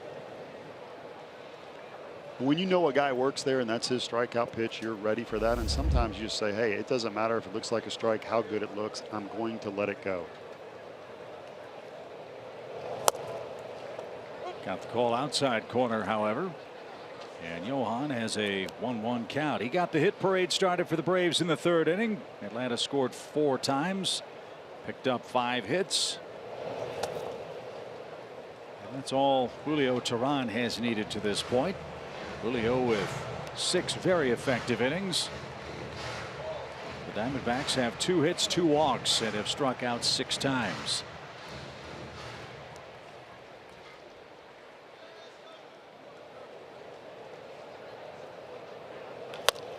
Back to the mound. Corbin in excellent fielding position to make that play. And that takes care of the Braves in inning number 6. To the 7th we go. Braves up 4-zip.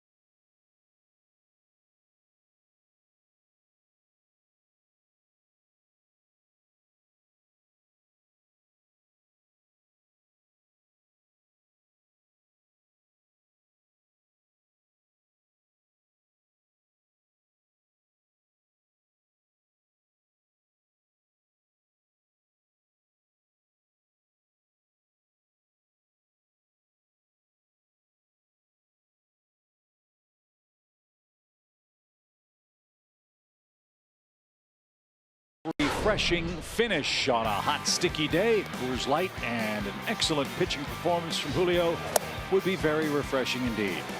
Well, we said before the game we needed a stopper, a leader, an ace to come in and turn the table. Been struggling a little bit. Braves offense needed somebody to get ahead, throw strikes, and give us a good feel-good performance. Julio has done that so far. He's not done yet, but the slider's been electric. Fastball in and out. In that last inning, he started to mix in his changeup 3rd time through. So Pollock, Lamb, and Marte coming up for Arizona. Let's see. Julio went 6 2/3 innings in his last start. He's pitched as many as 7 innings this year for the Braves 3 times.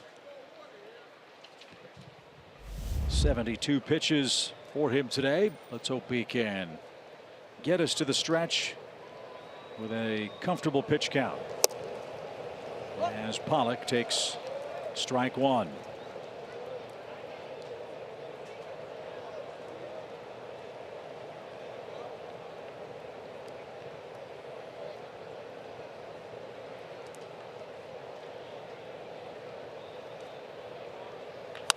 That's hit sharply past Camargo into left field. So a leadoff man on for Arizona. That is the 3rd time they've put their leadoff hitter on with a base hit. And now Lamb is coming up with 1 on and nobody out.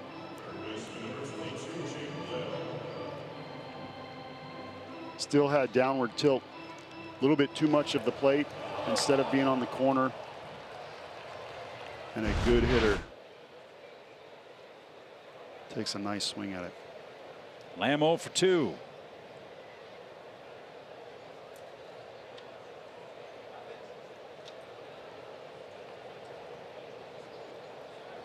Got it picked off. Pollock out at first. Where in the heck was he going? Down 4 runs. That's a big base running mental mistake. That is what's frustrating. Physical mistakes are different. Julio with a great pickoff move. Pollock just didn't see it. He tried to go to the backside of the bag and clearly out. Tried to do the swim move.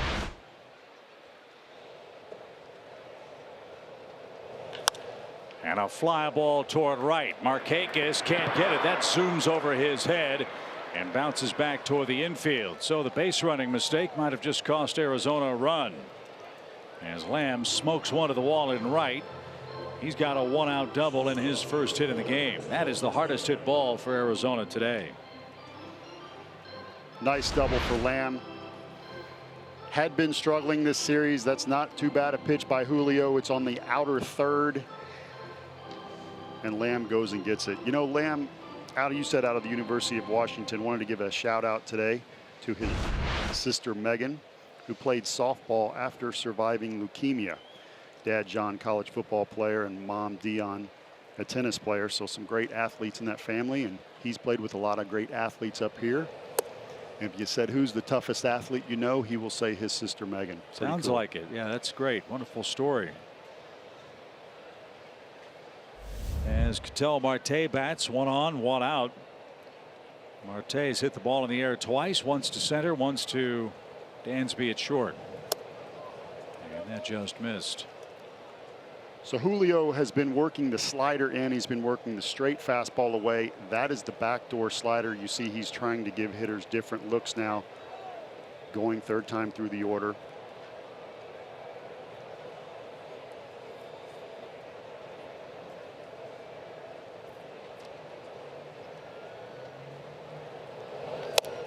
That's up and away. Hope you'll stick with us for the stretch. After Julio gets out of the top half of this inning, it's presented by Synovus, the bank of here. Rebecca Capel, Nick Green standing by out on the plaza set. They'll recap the first half of the season for Atlanta. And they'll give us their thoughts on what to expect starting Friday night when the Braves begin a series in Washington. And that's off the plate, ball 4, first and second, 1 out. And Brian Snitker is going to go get Julio after 79 pitches.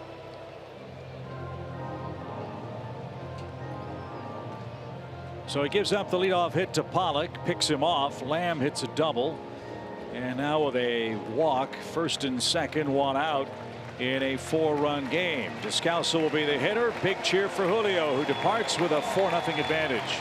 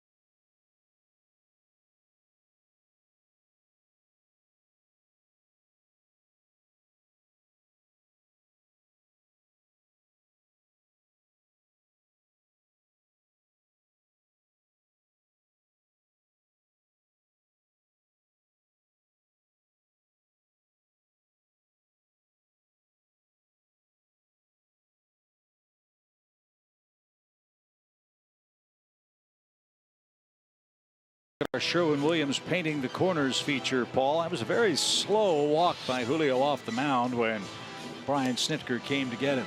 Well, I think he was a little frustrated, and as a starting pitcher, when you're throwing well, and even sometimes when you're not, you never want to come out of the game. And I think Julio was a little frustrated with himself right there. He had been having a great game, and this inning he just came out through a few different pitches that he hadn't been throwing the whole game, fell behind some guys, and the next thing you know, he's watching someone pick him up. Yeah, and with the 4-run advantage, the last thing you want to do is have Julio pitch himself in a spot where he can't win the game. So Biddle will get the first call out of the pen. And he did what we asked him to do, or wanted him to do. Ground ball hit slowly towards second. One there, and that's all Atlanta's going to get.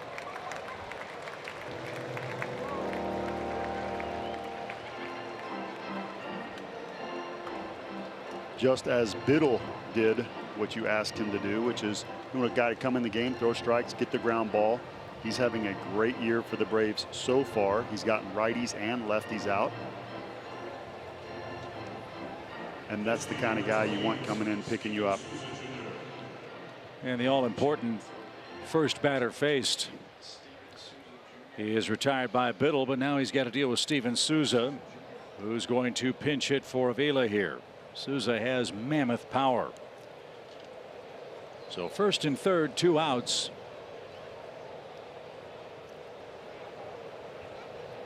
And Souza, the Paul Goldschmidt clone in the batter's box, the way he holds the bat and gets into his stance, takes a ball. 1 ball, no strikes.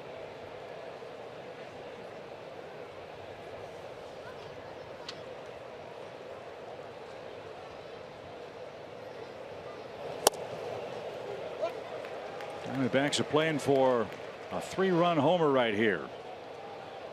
They've hit 106 homers as a club. Souza has only 1, but he's only played in 22 games prior to today. This is his 3rd pinch hit appearance. He's 0 for 2.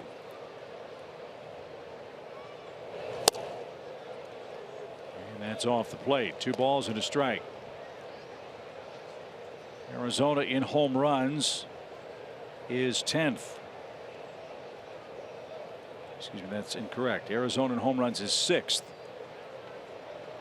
Offensively in the National League, they've allowed the 10th most home runs. And Biddle a strike away from sending us to the stretch. Biddle with that front foot has a little bit of hesitation. It's exaggerated. When he's not in the stretch, he has to guard against the base runner stealing. Keep the rhythm, keep that little bit of deception. One of his big keys and why I think he's an effective pitcher. Swing and a miss. Good work by Biddle. He takes care of Arizona's 7th inning threat. Julio Teheran in line to win this game. He's enjoying a 4-0 lead. Beautiful day in Atlanta. The Braves try to pick up their 52nd victory. In 2018, they had 42 wins at the All-Star break last year. This has been a very, very exciting first half ride. And for the final time before the break, we'll welcome Timothy Miller to the center of the SunTrust Diamond for a stirring rendition of God Bless America as the Braves and Diamondbacks wrap up their series. God bless America, land that I love. Stand beside her and guide her through the night with a light from above, from the mountains to the prairies, to the oceans, white with foam. God bless America, my home, sweet home. God bless America, my home, sweet home.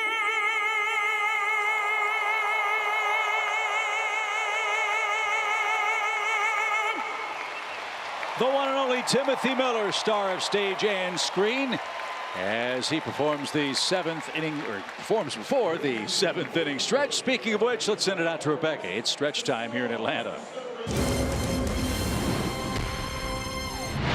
Welcome to the stretch, presented by Synovus, the bank of here. And welcome to the Stretch, brought to you by Synovus. It's hard to believe we are at the halfway point of this season, and the second half of the season is going to be even more critical for the Braves because they have played such terrific baseball thus far. They are contenders. It's been fun to watch so far, Nick. Yeah, the rebuild is definitely ahead of schedule, and that's a good sign.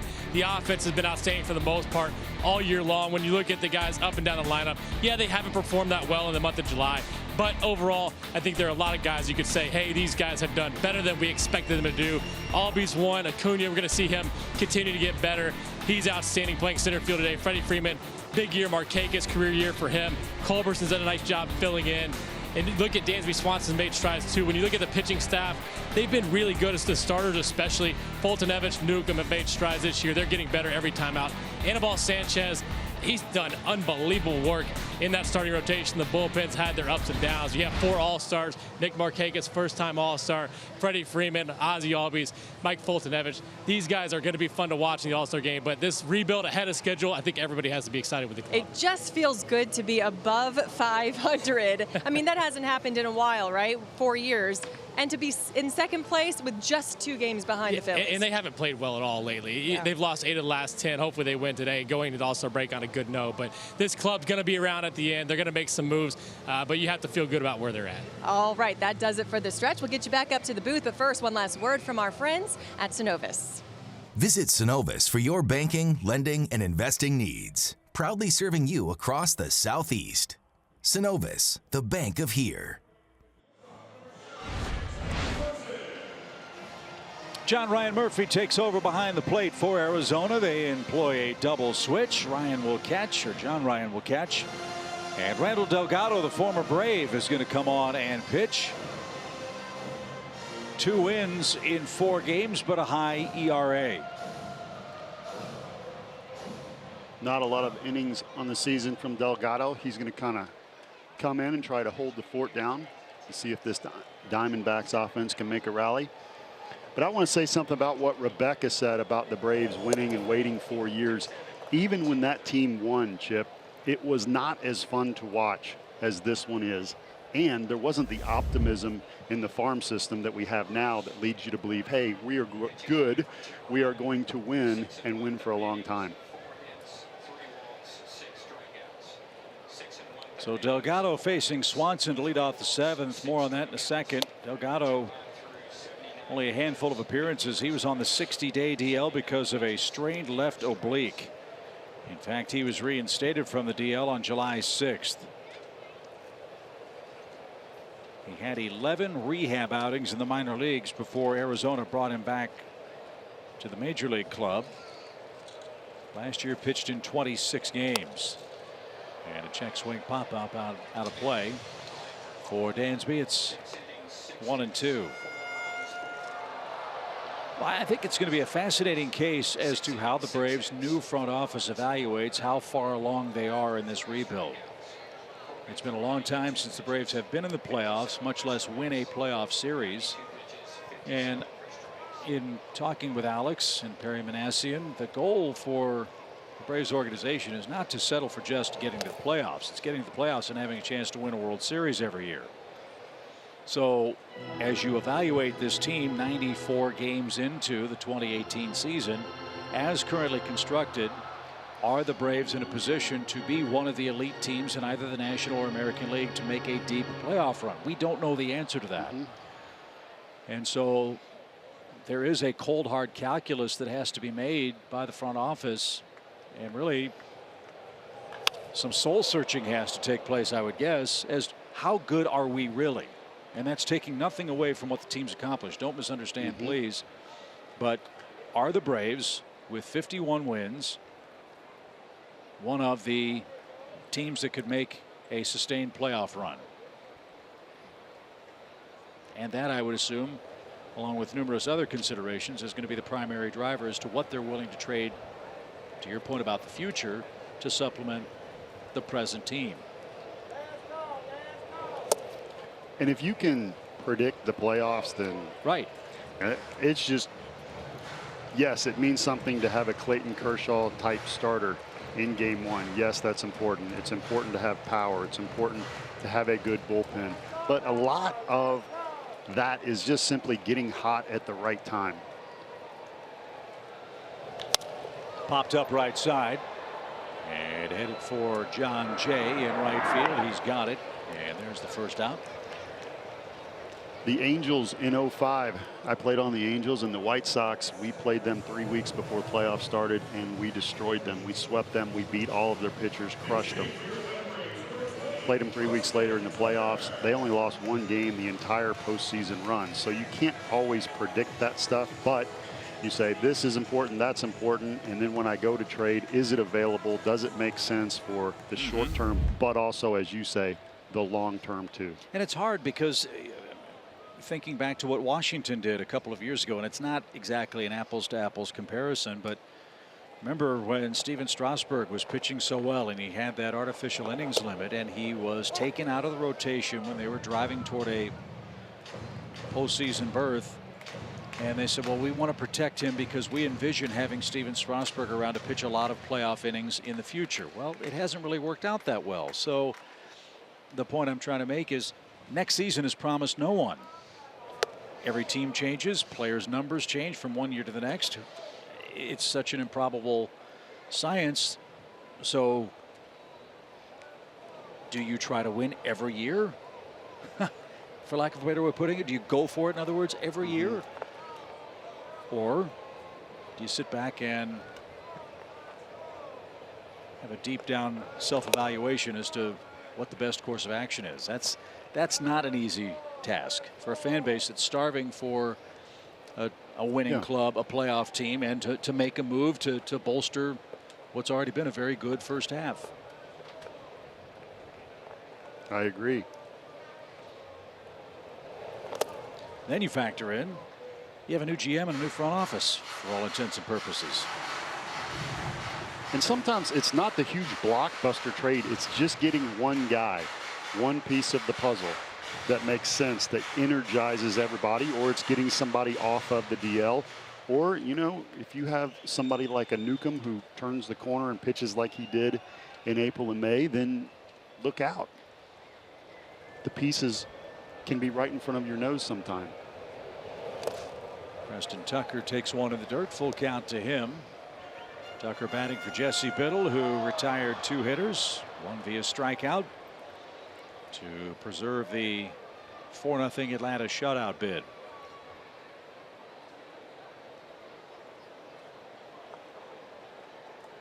Corbin had one bad inning for Arizona. It was the third. That's when the Braves scored all 4 of their runs on 5 hits.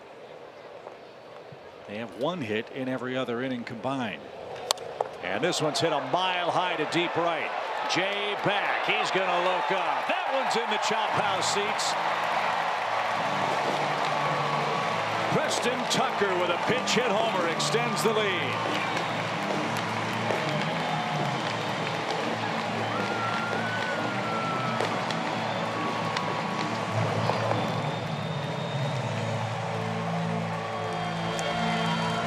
Well, Chip, he usually waits till guys are on base and the Braves are down, and then he comes through. But he said, you know what? I don't care. We got a 4-run lead. I'm going to make it 5. He up jumps the boogie to right field.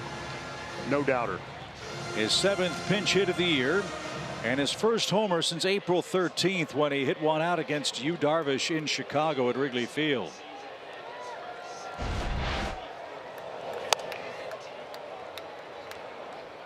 First pinch hit homer for Tucker since May of 2015. What a July it's been for the Tucker family. Preston's brother Kyle's gotten called up to play with the Houston Astros. He's got 5 hits in his first go round in the big leagues. And Preston for the Braves back up from Gwinnett hits a homer off Delgado, and it's 5-0 in the home 7th inning.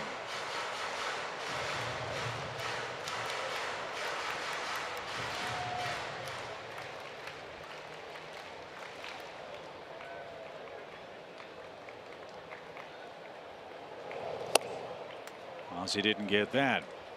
Preston Tucker, another guy like a Culberson who has come up here first year with the team. They've done everything that's asked of them.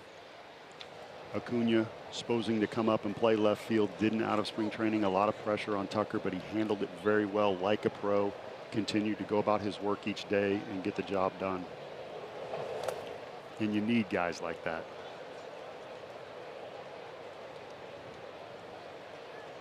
You ready for my quote of the week? Bring it. This is Eddie Firmani, former soccer great, and he said, "You can have all the bloody superstars in the world, but if you don't have a few unselfish players willing to run their tails off, you're going to get beat." I like it. Why do they have to be bloody? He's from South Africa. Oh, I okay. can't use that word. Yeah. Gotcha. Okay. I thought they were injured or something. Well, soccer they could be too. It's Yeah. a much rougher game than I thought. I've really enjoyed the World Cup, and my son Colby played a couple years in high school. That's where I learned the game, and it is an outstanding game to watch live. Forget the Hollywood films, though. They ought to have the Academy Awards at a FIFA World Cup match.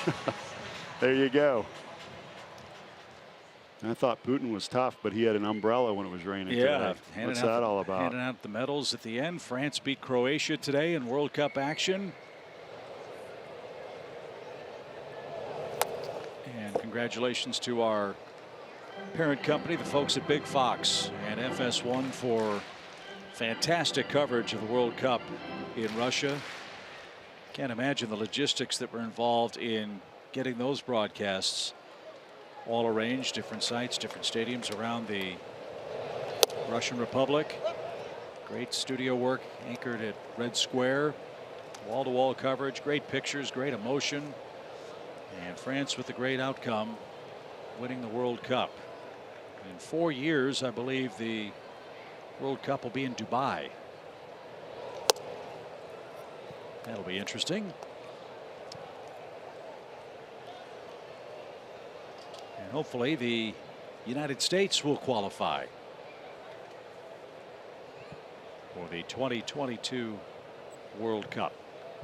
1-2 pitch to Acuna, who's getting the start in center field today for Atlanta. Twofold purpose there for Brian Snitker. Number one, day off for Ender. He's really been grinding. And my mistake, it's Qatar that'll have the World Cup, not Dubai. My mistake. Thanks, Jan. But Ender really grinding, 1 for 13 on the homestand. Has not hit lefties as well as he had last season. And with Corbin on the mound, give him a day off, give Acuna a chance to get some at bats and get used to playing center field in case that's needed later. And a fly ball to left will end the inning. Preston Tucker with a pinch hit homer extends the Atlanta lead. We are off to the 8th. It's 5-0 Atlanta over Arizona.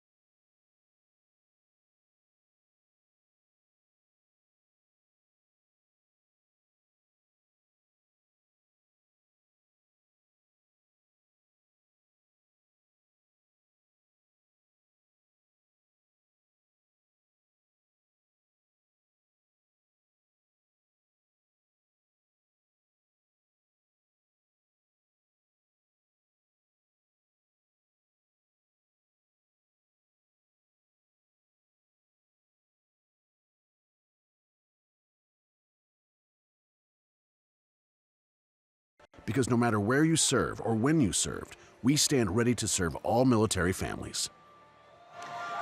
We're in the 8th, and the Braves lead the D-backs 5-0. You just saw Preston Tucker with that pinch hit home run, and you heard Chip mention that his brother Kyle was just called up by the Astros. He's the number 2 overall prospect. So Preston Tucker told me that day he was called up, he noticed that Kyle wasn't in the lineup for the Fresno Grizzlies when he saw it came out on Twitter, and he texted his brother, and he said just a day off, and Kyle said, Yeah, well, Houston is in the central time zone. They're 2 hours in front of California. So in the 4th inning, Kyle gets called back from the dugout into the office when the Astros game ended.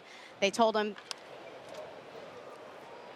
that he got called up, and he just simply texted Preston this shocked face emoji. And Preston said, "You got called up?" And his brother said, yeah. And Preston was on his All-Star break. He was able to follow those first few games. Said it's really cool. He's really excited for his brother, guys. That's a great story, Kelsey. I can't imagine what it's like to get that call the first time you're summoned to the major leagues. Tucker for the Astros, a very highly thought of prospect, going to an excellent team that's got a chance to go deep into the playoffs.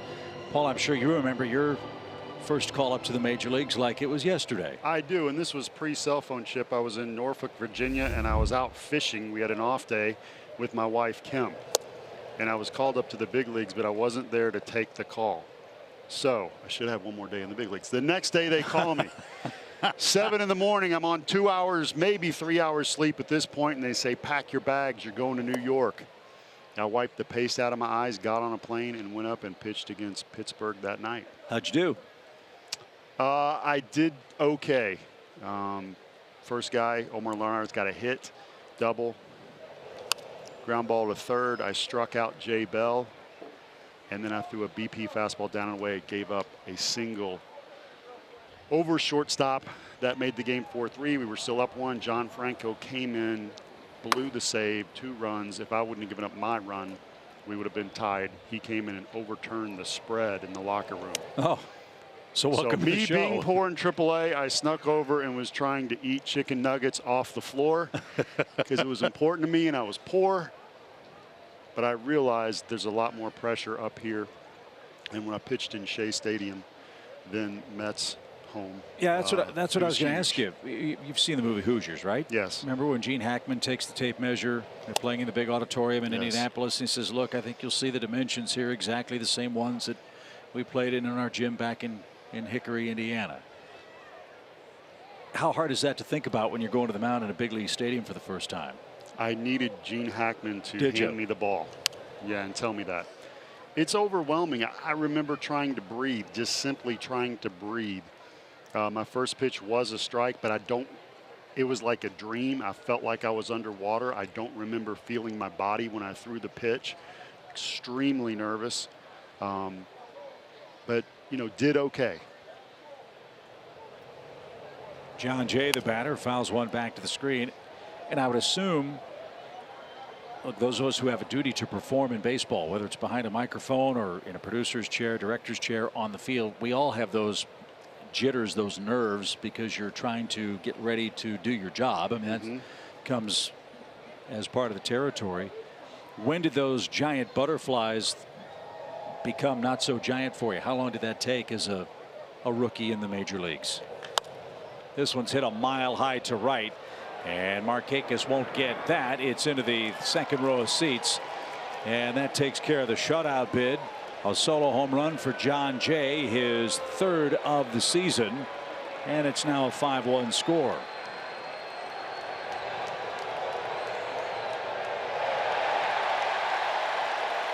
Nice home run by Jay. We have the cushion, but don't want to give up any more. Winkler, who's been outstanding all year, just leaves this one over the middle. A slider that just hung a little bit. So, yeah, there was little stages. Now, first of all, even before I broadcast, even before I pitched, I always have a little bit of jitters. If I don't, I don't do well. So I think there's some nervous energy that I've always needed and played off of. But that's different when you first get called up and you can't breathe. But, I pitched against Cincinnati about a week and a half later, and I grew up in Louisville, Kentucky, watching the Big Red Machine, and I watched in the 80s as well. And so Barry Larkin was playing shortstop for Cincinnati, and I struck him out on a 3-2 pitch, cutter away, and I watched him walk back to the dugout and shake his head, and I had all my family there, and I said, I just struck out Barry Larkin in Riverfront. And I tried to act cool, but inside I was doing cartwheels, and I just thought, I think I belong here. If I can strike out Barry Larkin, my fastball is good enough to get anybody. So there was one moment that was a that was big the one moment for me. And how far into your career were you? How many? That games? was a couple weeks. So and, yeah, I stick the microphone in front of Biddle's face, and he's acted like he's 35. He's not overwhelmed. So there's guys on this team, the guy pitching right now, you can put him in a big situation and he'll do the job.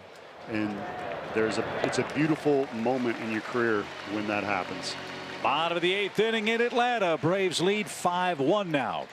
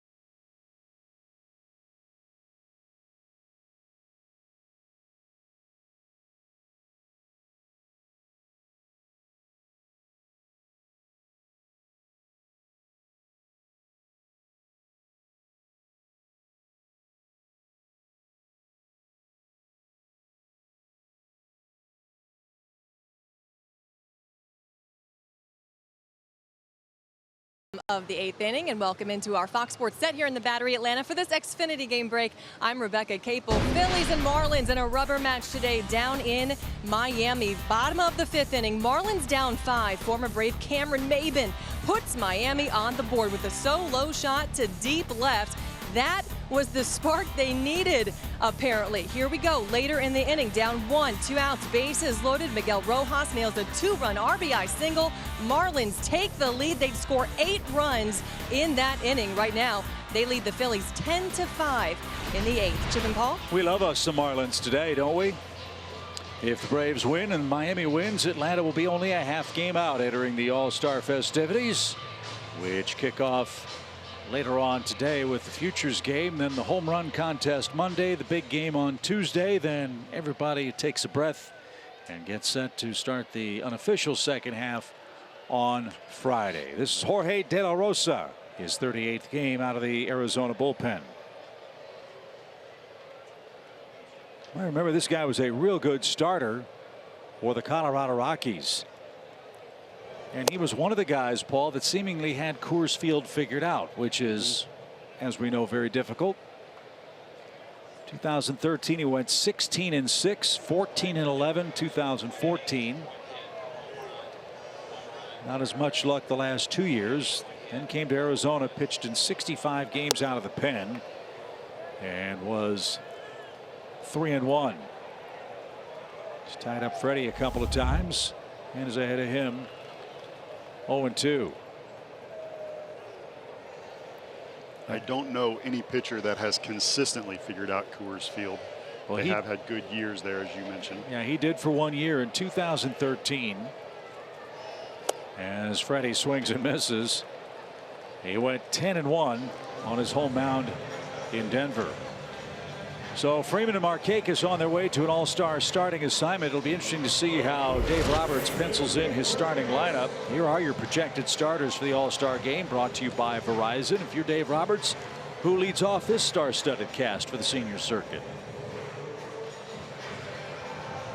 You just made a very interesting point. I'm trying to decide.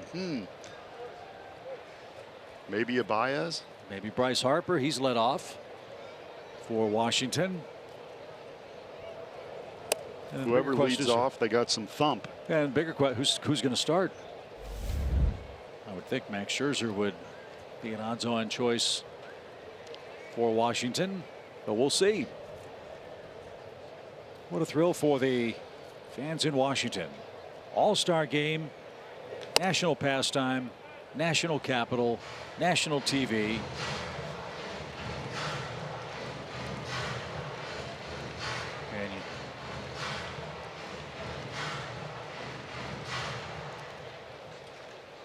And Nick out on the set wants to know, Paul, from you, where do you want Nick Markakis to hit in the starting 9? Well, he leads the league in hits, so I would hit him second or third. Well, you're a metrics guy, right? I'm a metrics guy. And here's another thing. He's earned that. He's earned that. This is his first trip. He has been an incredible hitter in the big leagues year after year after year. Yeah, we want to win the game. We also want to give credit to guys where it's due. I'm so glad he's there, and I would honor him with a 2 or 3 spot. He's leading the league in hits. You know? A lot to be said for that, isn't there? I agree, yes. Again, this is a guy that, you know, gets 160, 180 hits every year. He's already up to 120 hits. We haven't played 100 games yet.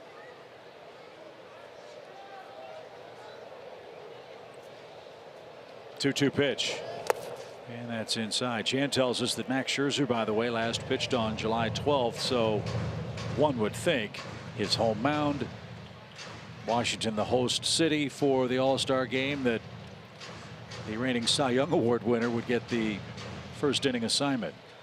Maybe a couple of innings. But then a decision because they've got to play again on Friday as they host the Braves.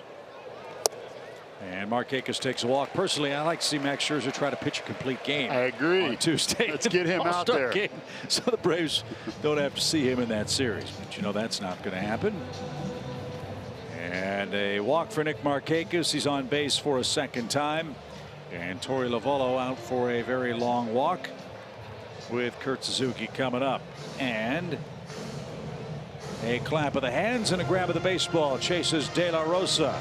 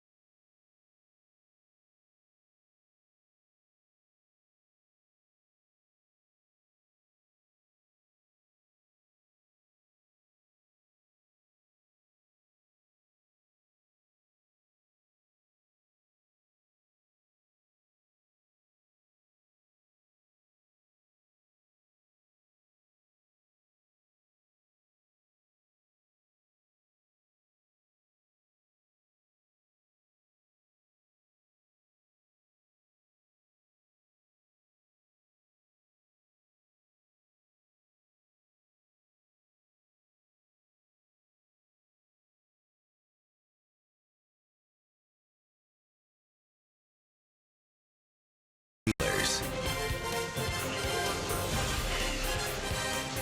5-1, Atlanta has the lead as we wrap up the series with the Diamondbacks today. The MLB.TV All-Star Sale is here for $39.99. Watch every out-of-market regular season game live or on demand. Your subscription includes MLB At Bat Premium, which lets you watch live baseball on your favorite supported devices. Blackout and other restrictions apply. Go to MLB.TV and take advantage of this sale. Braves have been chopping away in game 3. Kurt Suzuki is on to face Silvino Bracho out of Maracaibo, Venezuela.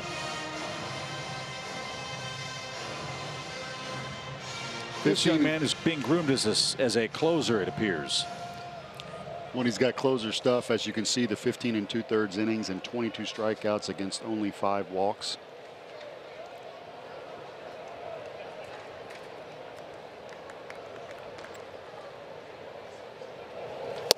In his minor league career, entering the 2018 season, I beg your pardon, 87 saves and 96 save opportunities. Minor league hitters hit just .204 against him and an amazing 302 strikeouts in 217 minor league innings pitched.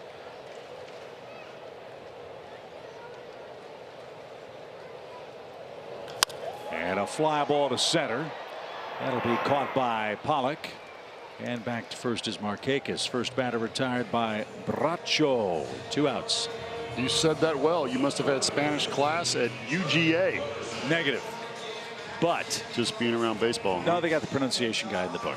So that makes it easy. Not everybody can do that. That's that's an interesting thing about this guy for Arizona.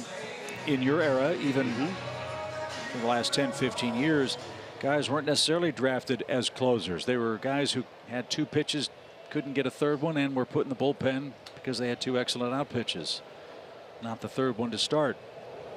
Now teams are drafting and developing relief pitchers who they hope to turn into closers because of the dominant use of bullpens nowadays. Yeah, and you got to find out what kind of an arm a guy has, because I feel like I'm watching Craig Kimbrell come set here with the little Spider-Man look and the arm moving around. An example of that is, some guys, they can throw 98, 99. You try to make them a starter. Aroldis Chapman was this way. As a starter, he threw 90 to 92 miles an hour. But if you said, hey, you only got to throw 25 pitches, he throws 102 miles an hour. That's a big difference. So it shows you a guy like Folty who can throw 98 and maintain that as a really special arm.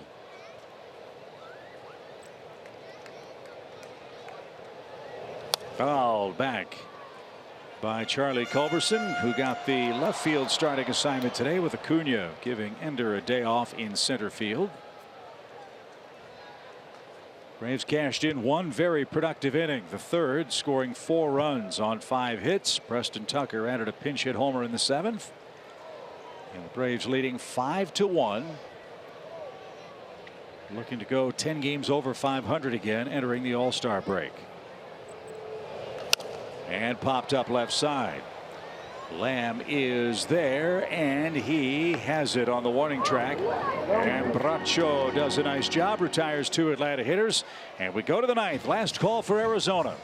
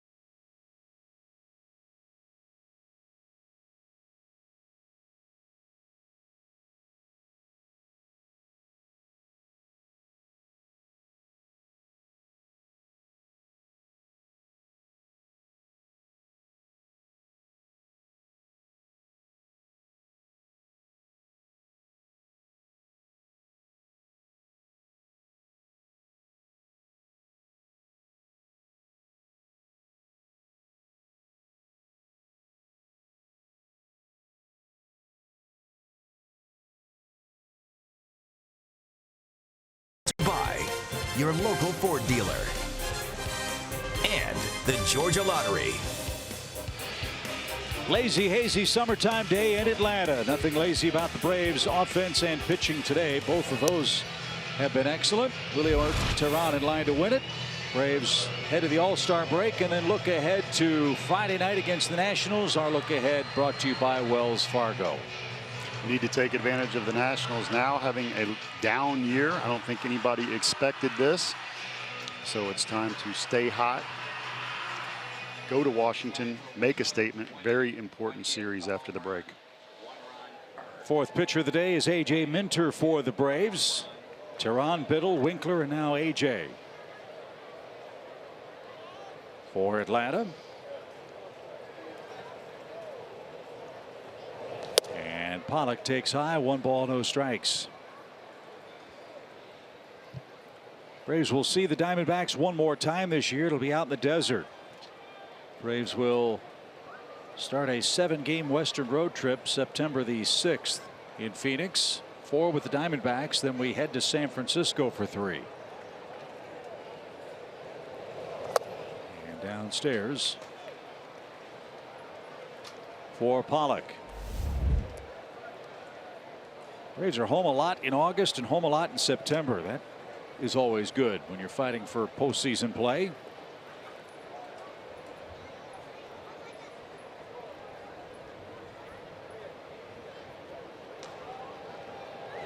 And a bouncing ball to third. Johan's got it. And his throw to first is bad, but Freeman came off the bag, made the catch, and Pollock tagged himself out. He ran right into Freeman's glove.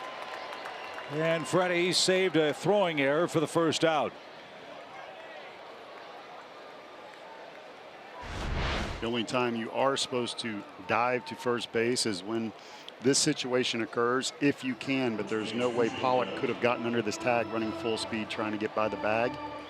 As you see Freeman with a very athletic play and a pirouette, kind of like the FTD florist. Yeah, got him right on the dorsal fin. There's the first out. Here's Lamb, who's 1 for 3 with a double.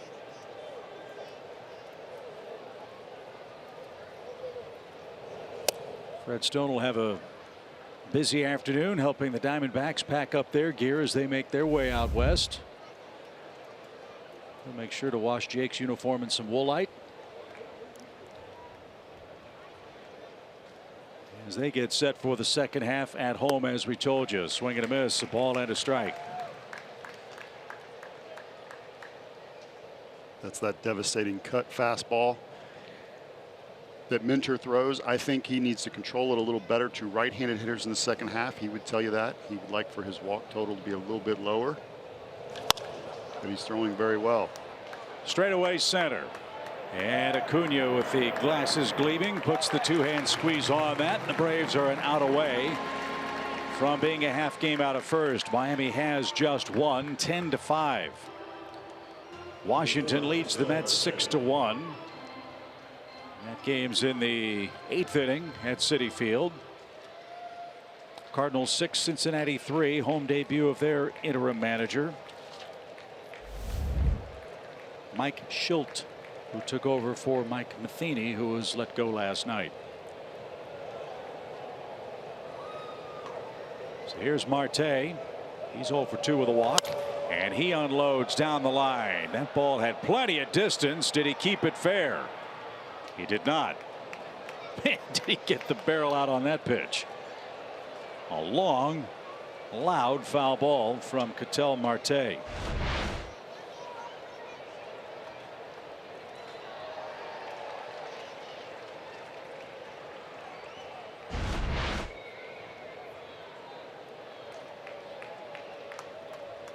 Nice crowd of 27,000 plus in Atlanta today. Braves have drawn over 1.4 million fans in the first half of the year.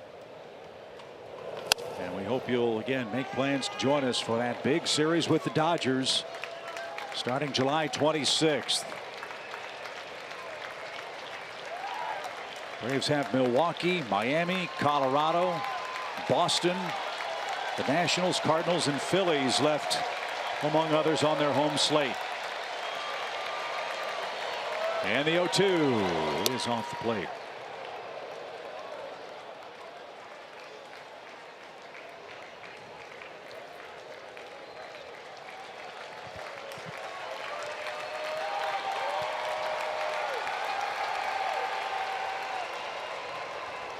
Home crowd wants one more strike as Marte steps out on Minter.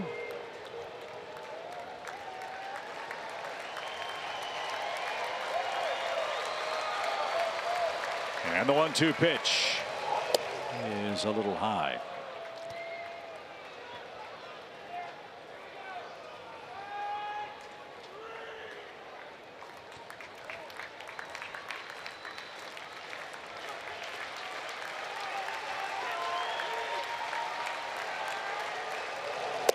Missed inside.